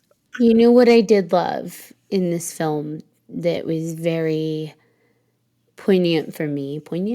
Was when the mom's talking to Taylor and she's pissed off at him because he's painting up Robbie with the paint, the war paint, and like doing the full war paint, and she's just like, he's just a child. And I love when he's like, you think children can't face the same thing as you? And it's like, he's like, they can help. They're not, weak. Just because they're small doesn't mean they're weak. And I'm like, God damn, yes. That actually reminds me of a callback to the first one that kind of blew me away also, when, everyone is just like trying to figure out how to get Carol Ann back. And the son, he even like had said like, hey, if I kill myself and I like, can I go get, it's just like he gives the suggestion of just like giving his own lifer. And I'm like, Jesus Christ, dude, you're a child. Like, but he's even the one that says, what if we just tie a rope around ourselves and go in and get her? And they're like, aha, whatever, kid. But that's exactly what they end up doing. Yeah. But yeah, he's thinking about, I can die, go over there, get her, and y'all can bring us both back. And I'm like, that's love. Yeah. Like, I don't think it works that way, baby. She went in alive. But so many reasons to like the second one because of all of those lines. And Taylor as a because he himself like is he was a shaman, he was a medicine man in real life. So and I love his as an actor. Like, he's so good. As a person who loves all three movies, the third one is not my favorite. It is definitely not my favorite. The first two are like for me the best because of everything that Ashley said. She outlined it perfectly, why it matters, why each of the first two matter. The third one, let it be known to all listeners out there that Ashley has given BJ 2 birds. no, that was a bird for each of you. Oh, okay. I lied. All listeners, let it be known that Ashley has given 2 birds, one to each of the viewers who just shat on Poltergeist 3. Yeah. I've seen the first two Exactly. probably 100 times each. The third one I've probably watched 5 times. That's kind of where I'm at with it. Haters. And I apologize. So again, obviously I came in as a hater, being like, hey, one, I liked it. That was it. It felt like a neatly tied bow, despite it not being a neatly tied bow. Number three, you had mentioned earlier the idea of like, if you experience this thing as a family unit, this whole like tragedy stuff and whatnot, like I am keeping you like right next to me at all times for the rest of your life, child leash and all, like that is it. I don't care how old you get, you're next to me. And the Carol Ann being sent to be with the aunt and that husband, I was just like, That I'm husband sorry. who was the nicest character out of all of them. The aunt was horrible. She was not. I did not like her. I really, really, really hated the school therapist dude throughout the entire fucking thing. He That was the pissed whole me point. off. I mean, I don't know. Obviously, it was the whole point. I'm just saying, pissed me off. Because, like, what do you mean you're all experiencing mass hypnosis? She's a wily one, this coyote. I'm like, fuck you. What do you mean? Coyote. Fucking put her in Vegas if she's that good. Like, what the They didn't see hell are the we first two movies. That's why. Yeah. Oh, man. I didn't see the first two movies. But yeah, no. Poltergeist 3 to me was my least favorite of the three, and I'm just gonna stop talking because I already fear a possession. Now I'm fearing Ashley coming through with a fucking knife in my apartment. An axe, At like probably. 3 a.m. It's gonna be the witching hour. I'm gonna be like, what's that noise? Oh my god, it's a demon. No, it's just Ashley ready to stab me. Probably. Can you tell us why you like the third movie, Ashley? No. Please. I just want to know your perspective of it because, I mean, you definitely like it. I mean, I don't think it's on par with the first two. It feels like a different film. Yes, for sure. that's Like what it it's is. not. It feels different, but I think it's supposed to feel different because ultimately, I think it plays on a different kind of fear, which is that in each one of these situations, they are in isolated locations. They are in their house. They are in underground caves. They are a family unit facing it together. And in this instance, she is displaced from her family, not only to a neutral space, but a space that rejects her. Her aunt doesn't want her there. Her stepsister, her step cousin doesn't want her there, calls her like the brat. The school doesn't want her there. The kids are bullying her. The psychologist thinks she's manipulative. And everywhere she goes, she is in the most hostile space. And she is in this very tall, crowded building. There's a mall inside of there. There's a gallery inside of there. There's people living in there in the skyrise. And yet, even with all of that activity around her, the shit can still pop off. It can still find her. So, like, not only is she in a very uncomfortable, unhealthy space, there's no safe space for her. She's not safe in any space. So we've now taken Carol Ann and displaced her into the most unsafe, hostile, unfriendly, crowded space, and yet it's still able to find her. Sure. And it finds her in the school. And it doesn't care who's around. Like the mug gets thrown at a room where there's, people, I don't know who they're supposed to be, people, other psychologists, I don't know, but they're studying the school as well as the psychologist himself. They're there. And Reverend Kane's like, I don't give a fuck who's around. This is going down. And I think it's interesting because I think it gives a different level to the fear, right? That it's not just isolated homes. It's not just spaces of comfort. This can happen anywhere. It can happen at school. It can happen in a high rise. It can happen at a gallery. And I think that that's why I liked the film so much because it's like there really is no safe space. No matter where you are, you're not safe in a public space. You're not safe in school. You're just like, if this thing wants to find you, it's going to find you. And I think that's where the fear element really got in. And it's the monsters are literally in your reflection. Like if you look deep enough, you're gonna find the monsters. Which again, that I think is some symbolism in there. It's not just creatures living on the other side of the mirror, which can be scary, right? We look at ourselves long enough in the mirror, it's like, is there something else in there? Right. But it's also quite literally the monster inside and reflecting back at you. So I don't know. I feel like there was a lot to Poltergeist 3 that, yes, doesn't follow Poltergeist 1 and 2. It doesn't follow the vein of the family and the hero's arc.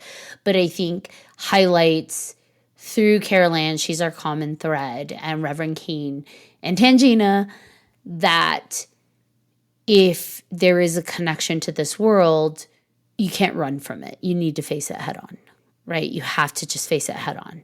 And I thought that that's what was powerful with this one, is that they tried to send Carol Ann away.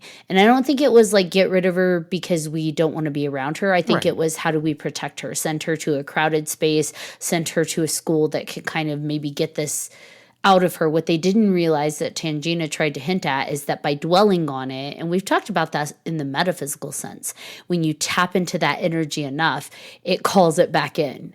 So Reverend Kane might have stayed away, but you have the psychologist who's putting her under hypnosis and making her live through it again and again and again and tap into that energy again. Guess what happened with the powerful psychic like Carol Ann? Called it back. So I don't know. I'm rambling at this point. No. Lots about it. Well, that's the thing, though, right? Like, you bring up very good points that I do agree with in favor of the existence of this movie, where the fact that you can't run from an entity that seeks to find you. And it kind of ties to what we were talking about with The Exorcist too, where it's just like, it doesn't matter where on the globe you are. These entities can just exist. So there is no safe space. Going from suburbia to the concrete jungle, like, it doesn't matter. Run as fast as you can. It doesn't. You're shit out of luck. I like that they did also try something new with the mirror elements throughout this movie as well. They kind of like foreshadowed at it in the very beginning with what's her face looking at herself in the mirror, and him mentioning Narcissus and like, don't stare in the mirror and all this other stuff, and don't be vain. But and then all of a sudden it's just like, yeah, no, it is all just mirrors, and the idea of like, staring down your own reflection and your own fears even, so there's definitely a lot that you can positively gain from this movie. And again, I'm not saying it's a bad movie either. It really is just me hanging at I was happy with the first, that was it. But like, there really is a lot to this movie where things, they have like those sort of like social commentaries, and like the monsters within, you could really like kind of like really get into the idea of the other world.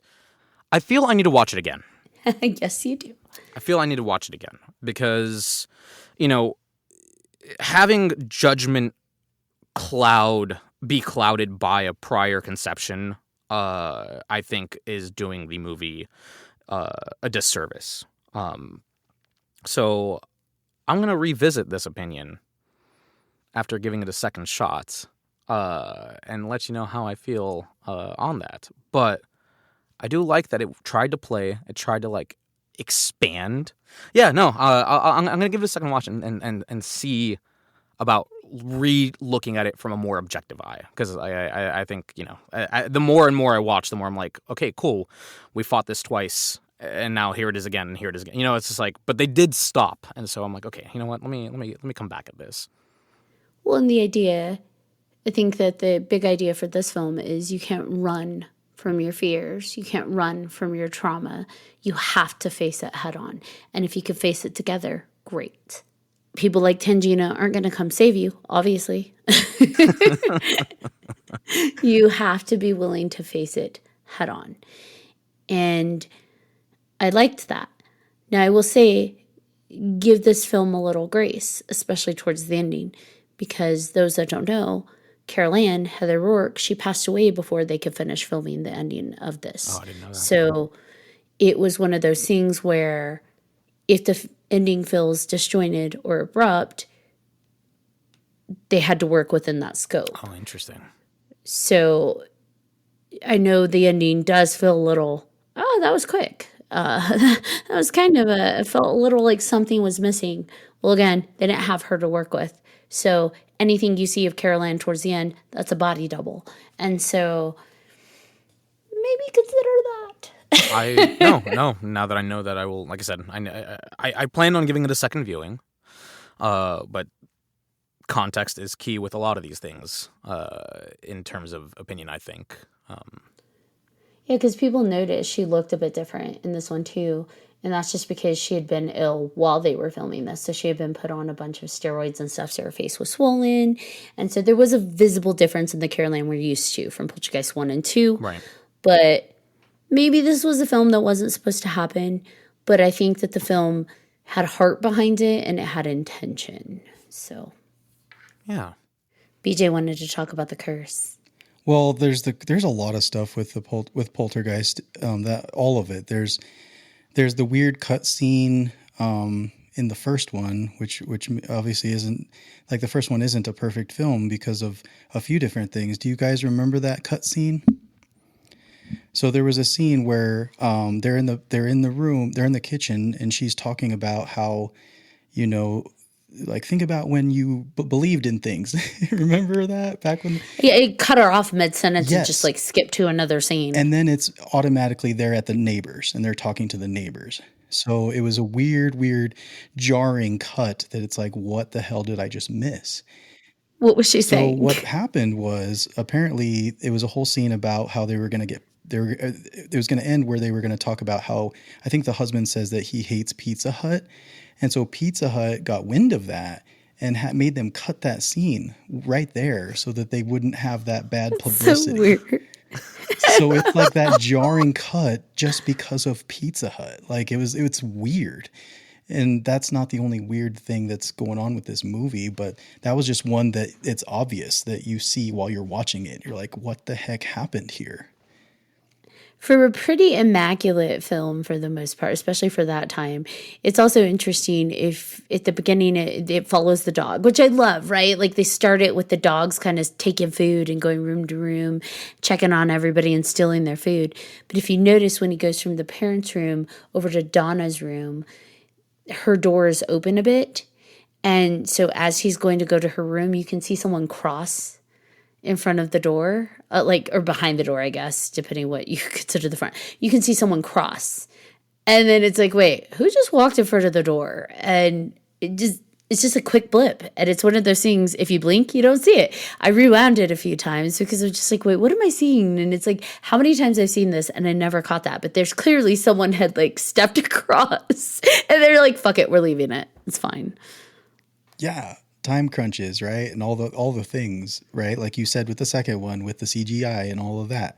Like there's a lot of and then there's the curse, and then there's a lot of things with all of these movies, right? There was a few deaths. So Carol Ann was one of them. The daughter, the older daughter. That's the curse. Yep. She was strangled, unfortunately, and tragically, and yeah, and so all of the people that died were, I mean, they say that it wasn't from like unnatural, unknown causes, exactly, but it was all, around that time.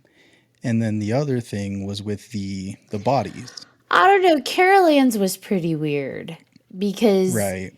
that one, they're still not quite sure. There should have been signs of what she died of prior to her passing away from it. So, and they're saying there were like no signs of that in terms of like symptoms. So Like a misdiagnosis that went wrong, and yeah, they just like, they're like, it for the level of it to have gotten where it was, there should have been signs years prior to of this thing building. So that I will say is a little odd. And then the bones, right? What bones? All the skeletons. There's a rumor that the skeletons they used in the first one were real skeletons because they were cheaper back then than to buy plastic ones. And so whether that's been confirmed or not, maybe. But you can't sell people bones. So how's that cheaper? Back then it was. Back then for like cadavers at a college, much cheaper. because they were donated to science, right? If you can get a few skeletons from the local college for, pennies on the dollar, a lot of weird stuff does happen. Like The Omen, that's another movie where a lot of weird things happen on set. A lot of weird things happen to the people. And you have to, when you're getting into these types of films, you really have to be careful what you're playing with, because, spirits are on sets as well. Like, spirits are everywhere, right? Like, things, the paranormal happen all over the place. And if you're telling a story about it, maybe if it's a Your little, energy's gonna vibrate on that. Yeah. maybe if it's a little wrong and they don't like it the way you're portraying their character or their real life story, maybe they'll have a little note for you. Them and Pizza Hut. Right.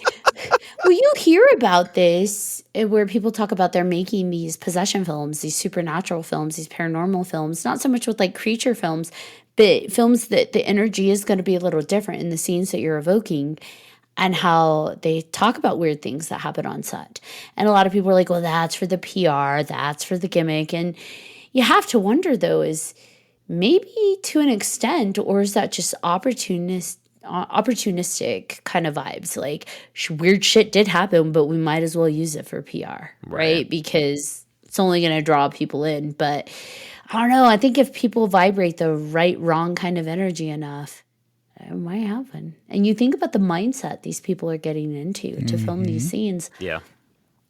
Some actors are external, outward in, and some are inward out. So for those that are truly taking it inside, internalizing it, letting it build, and then living it, it's like, ooh,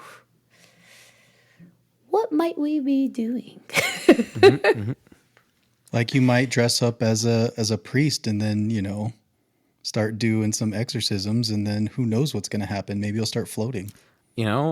We're not gonna think about it. There's a reason why I didn't wear this. I was just like, there's an extent to my costume right now. You gotta stop flashing that cross. It makes me itchy. Oh, I'm an evil being, right? I'm sorry, demoness. I didn't mean to. Thank you. That's funny. I'm gonna start hissing at you. Hot. So He's like, Hey. just a slow flash. Just a slow flash. oh boy, people are gonna wonder what we're talking about.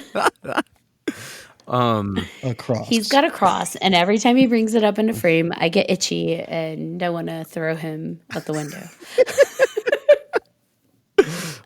We're learning a lot about each other right now. It's all fun and games until somebody gets thrown out a window. Until I get thrown out a fucking window.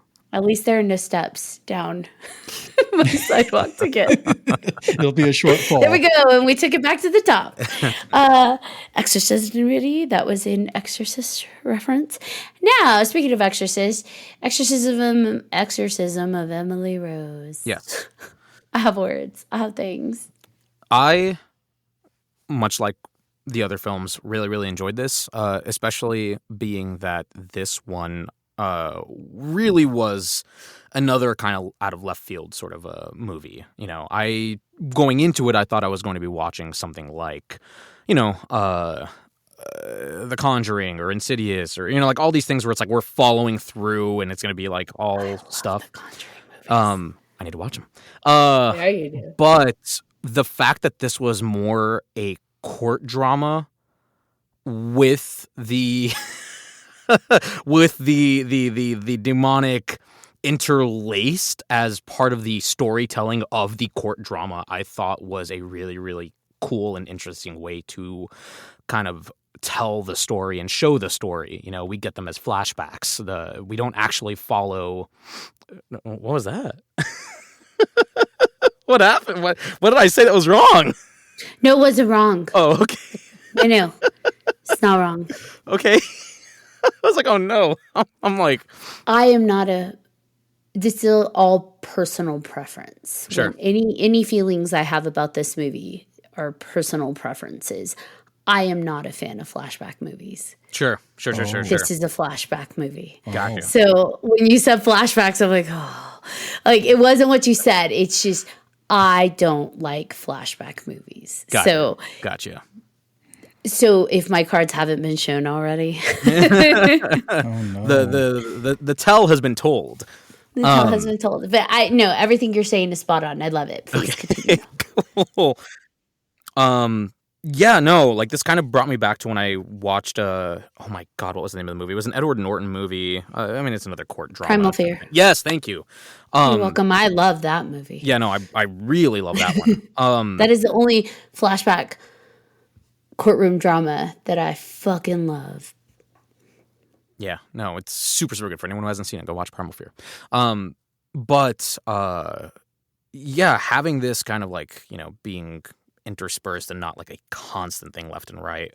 I did actually quite enjoy it. I thought Jennifer Carpenter was absolutely stellar. My first exposure to her was through Dexter. So to see this movie and like, you know, this kind of goes back to what I was saying earlier. It's like actors putting themselves through things.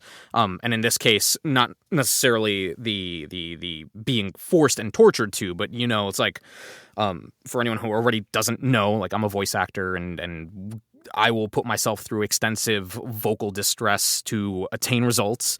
And I know damn well, having have seen her performance, she was definitely like, yo, hold up. I can totally contort my body really quick. This is going to be fucking awesome. But then like the amount of screaming, the amount of physical and vocal distress. And like, I'm sitting here watching her performance and knowing that she just like straight up did this.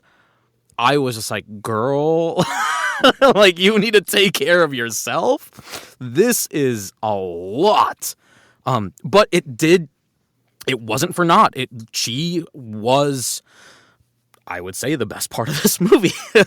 And I think where this movie succeeds... Her scenes were phenomenal. She was fan-fucking-tastic. And I think where the movie kind of like succeeds is in just like everyone taking it like hardcore seriously and really committing to those bits. Yeah, you know, kind of like in The Exorcist, we come into we call into question faith. And funny enough, you know, we are given the two sides of the courtroom, the supposedly faithful prosecutor and the agnostic / leaning to atheist defendant, who seems to have more compassion and is kind of drawn to the supernatural, while the supposed man of faith is like, yo, that is just a load of bullshit. Like, what are we talking about here? So showing that, like, you know, that constant push-pull and how it's like faith is absolutely not a black and white situation. There is a lot of gray. You know, it's like, you can say that you're religious, but like to what degree do you believe in all aspects of the supernatural, even related to your faith, you know, because it's not like devils and demons and everything don't exist within these texts. And, you know, discounting all of that. And then obviously, you know, calling into question exhausting medical care before finally going into like, do we look to the supernatural as explanation for what happened? And yeah, no, I actually did like this movie. The best parts were obviously all of the Jennifer Carpenter stuff. I wish there was more of that. I think that is the only thing that I will say sucked about the flashbacky kind of nature of this, is that we are just given her performances in spurts. Right. But for those spurts that she was in, boy, did she fucking act her ass off. I know it's been done a few times, the possession being the excuse for, I mean, we see it in real life, right? We see in real life that people say a demon made me do it. And so they've made movies about it. This is one where it's less of a demon made me do it, but, you know, the idea of faith butting heads, when it completely butts heads with the legal system.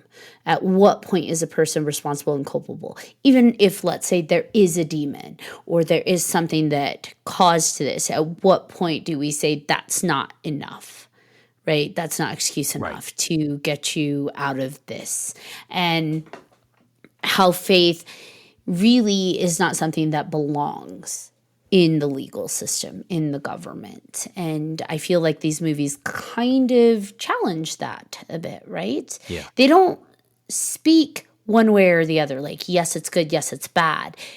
It's that gray space of, oh man, what do you do when this world, the supernatural world, the metaphysical world, the paranormal world actively intrudes on something like science or like the legal system? What then?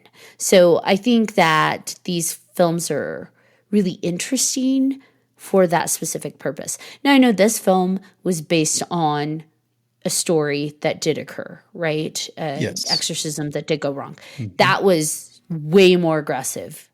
We're able to sympathize more in the exorcism of Emily Rose with the priest and with everything that was going on a bit.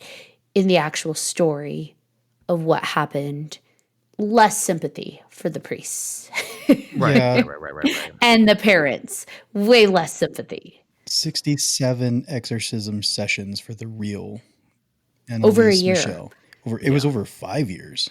Right. Or- Yeah, and they were actually actively starving her. Yes. And so the story was definitely adapted to create a bit more sympathy and a little bit more of a playground in the courtroom, I feel like, Right. for people to be like, well, time served. Well, like, I don't know. I just feel like it was given a bit more of a forgiving lens for the film than the actual story.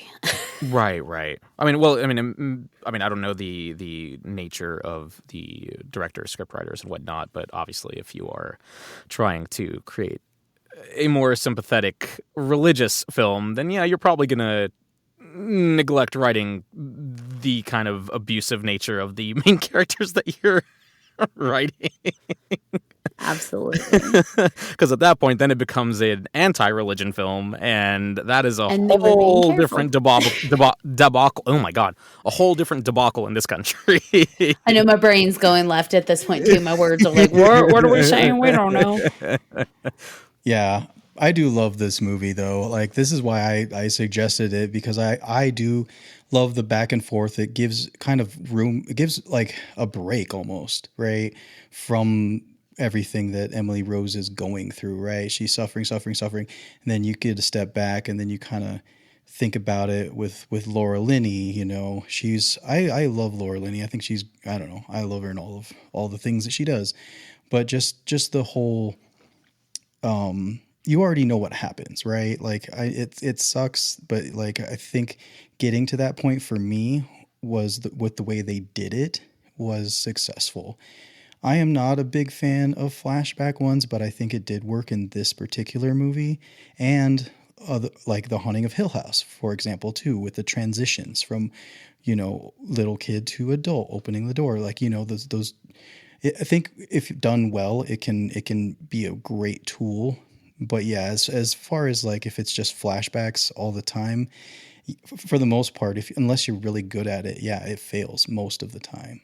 But yeah, Jennifer Carpenter, like she was just phenomenal. I don't know, like out of all the exorcism movies, like this one, you could tell like she everything that she put into that film, right? Like, and it was just everything. I don't know.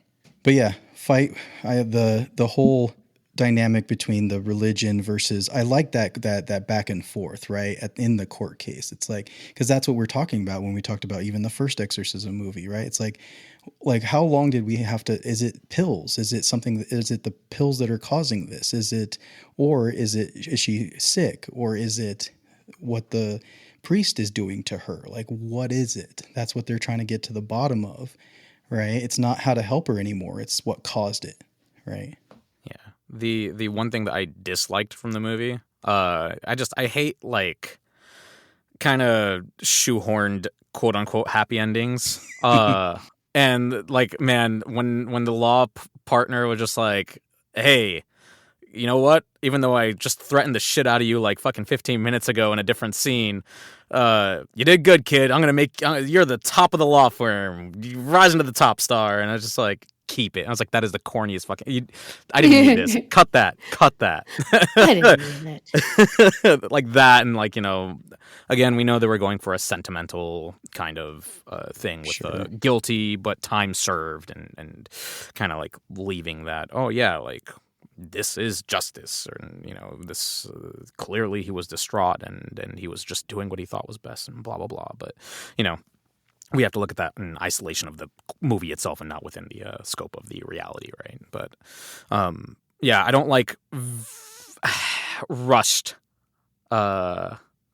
shoehorned happy endings. Like, I don't mind happy endings, that's all good, but it was just like I just felt they were kind of sloppy too, because they introduced these things going on.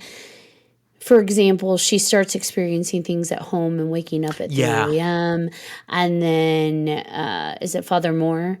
Was like, yeah, that was happening to me too. But then like it just stops because like she's already dead. So what's the point of these supernatural phenomena occurring? And it feels just like it was used to build the element of, ooh, I'm afraid, but like, what was the point of it? Because then there was just no follow through. Yeah. It was just, okay. And even so much as Graham Cartwright, how he was killed. He was going to bring the cassette tape, and then he was killed on his way there, so he can't testify. And it's like, again, what is it? Because what was the aim? What was the aim for this? They don't want the truth to be found out. Who's they? Who's doing this? There were too many unanswered questions for me. Yeah, no, that definitely was something that I disliked also, in terms of, because it felt like the director screenwriters were like, hey, we want you to believe that this is paranormal and it does exist. By including those, they're forcing us to be like, well, no, she was clearly being possessed, and there was no room for legitimate doubt. You know, if they had just taken those out and like condensed a few of those scenes, we legitimately, as audience members, could have been and should have been honestly left to formulate our own opinions as to, was she possessed? Was she not? You know, like it is one of those things where it felt too forced narrative / handholdy in that regard. Right. Because, I mean, even Father Moore was saying, you know, he's like, I don't care what happens to me. I just want her story to be told. I want people to know she suffered all this time to tell people that this is real. This is truthful and all of that. And that's kind of, I think, what maybe the demon or whatever that was during the court case was maybe trying to stop that, right? So if he could kill Graham so easily, Graham Cartwright, why not do that to Father Moore, who's about to tell her story? Right.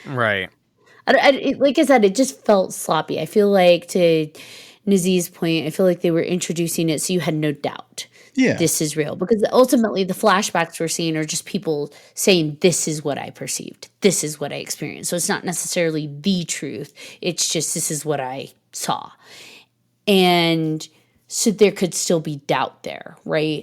But with this stuff happening at 3 a.m. to all these different characters, and then that guy dying, it's like, okay, no doubt, this is paranormal, that's real.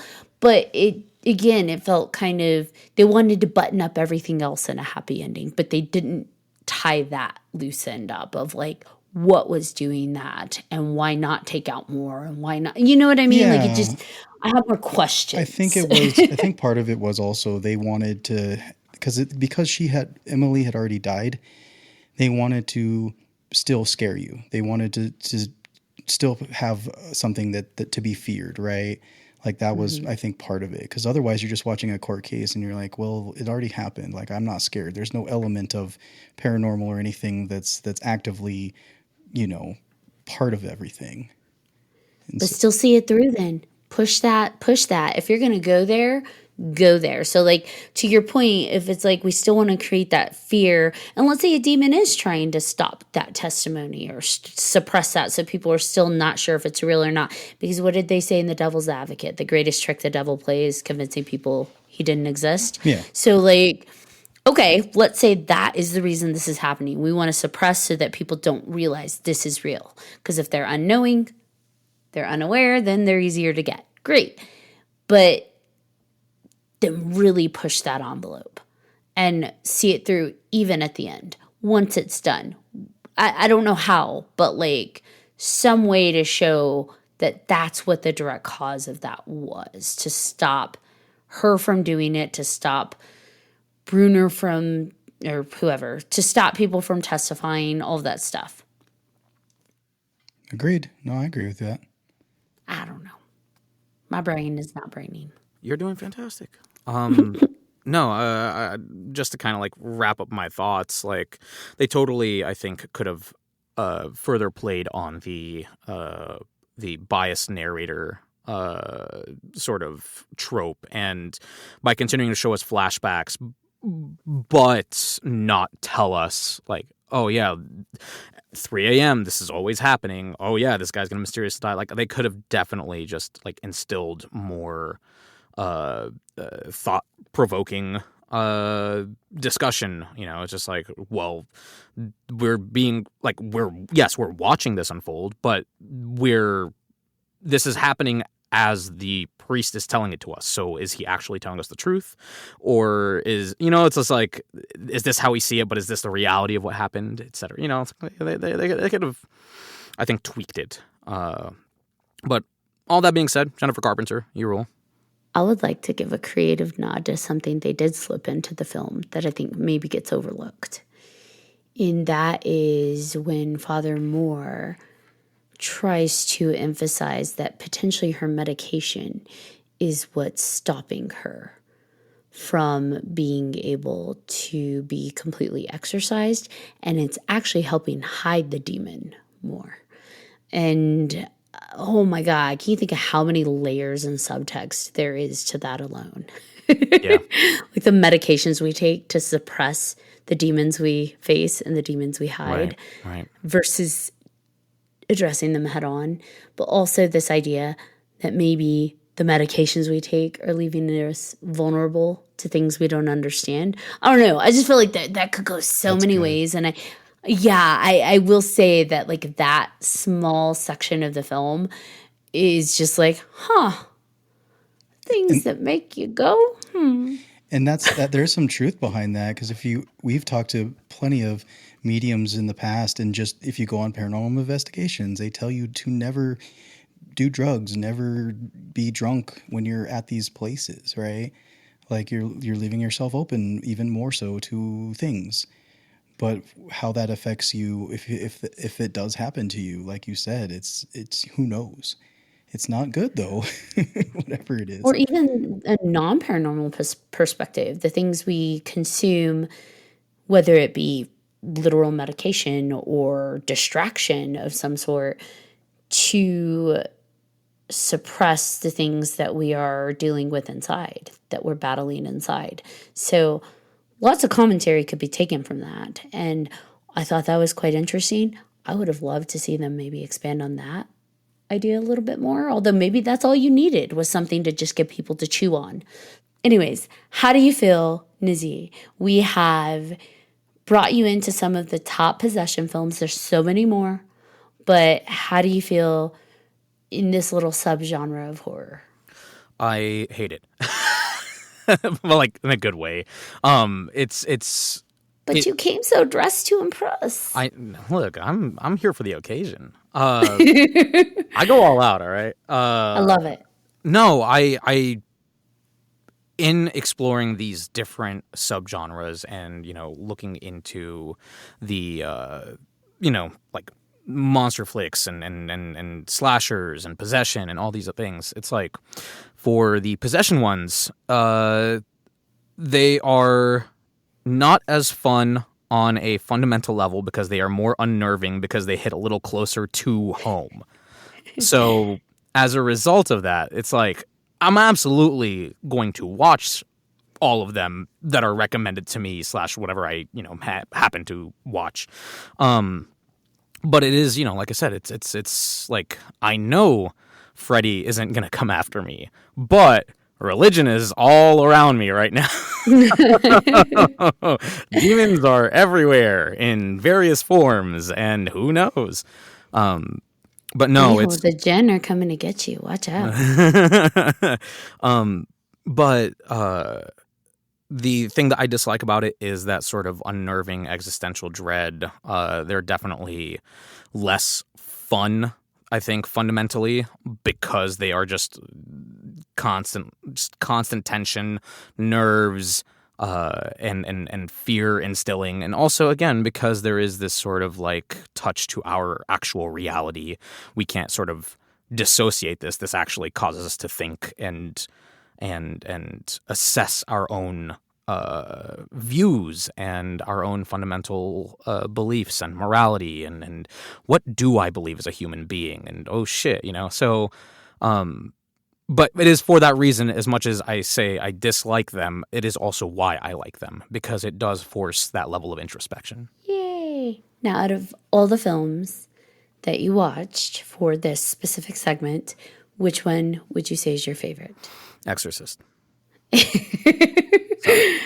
That's okay. Exorcist, for me, my order legitimately is Exorcist, Poltergeist, I'll put Amityville, Emily, 2, 3.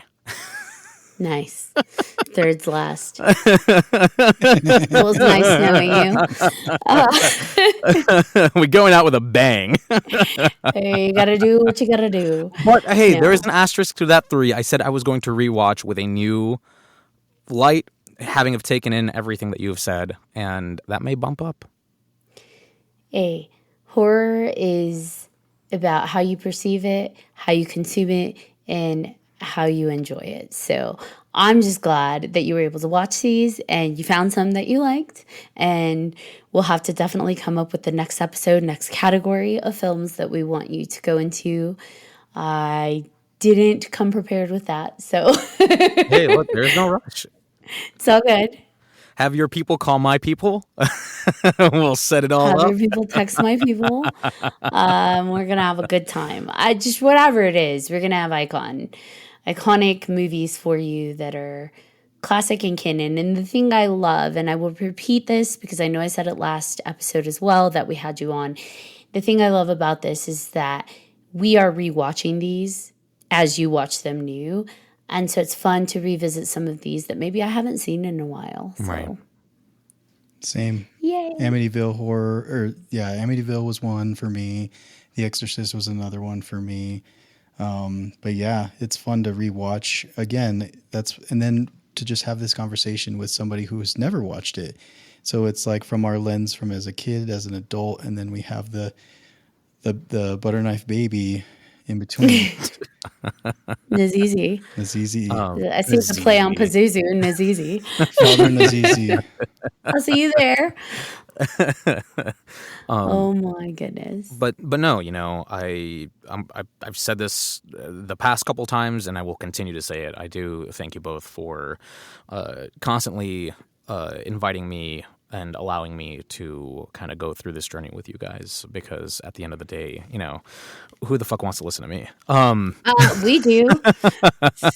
But it is, it is really, really nice to have folks to discuss these sorts of things with, because, I feel like talking about media in general is sort of like lost on a lot of people these days.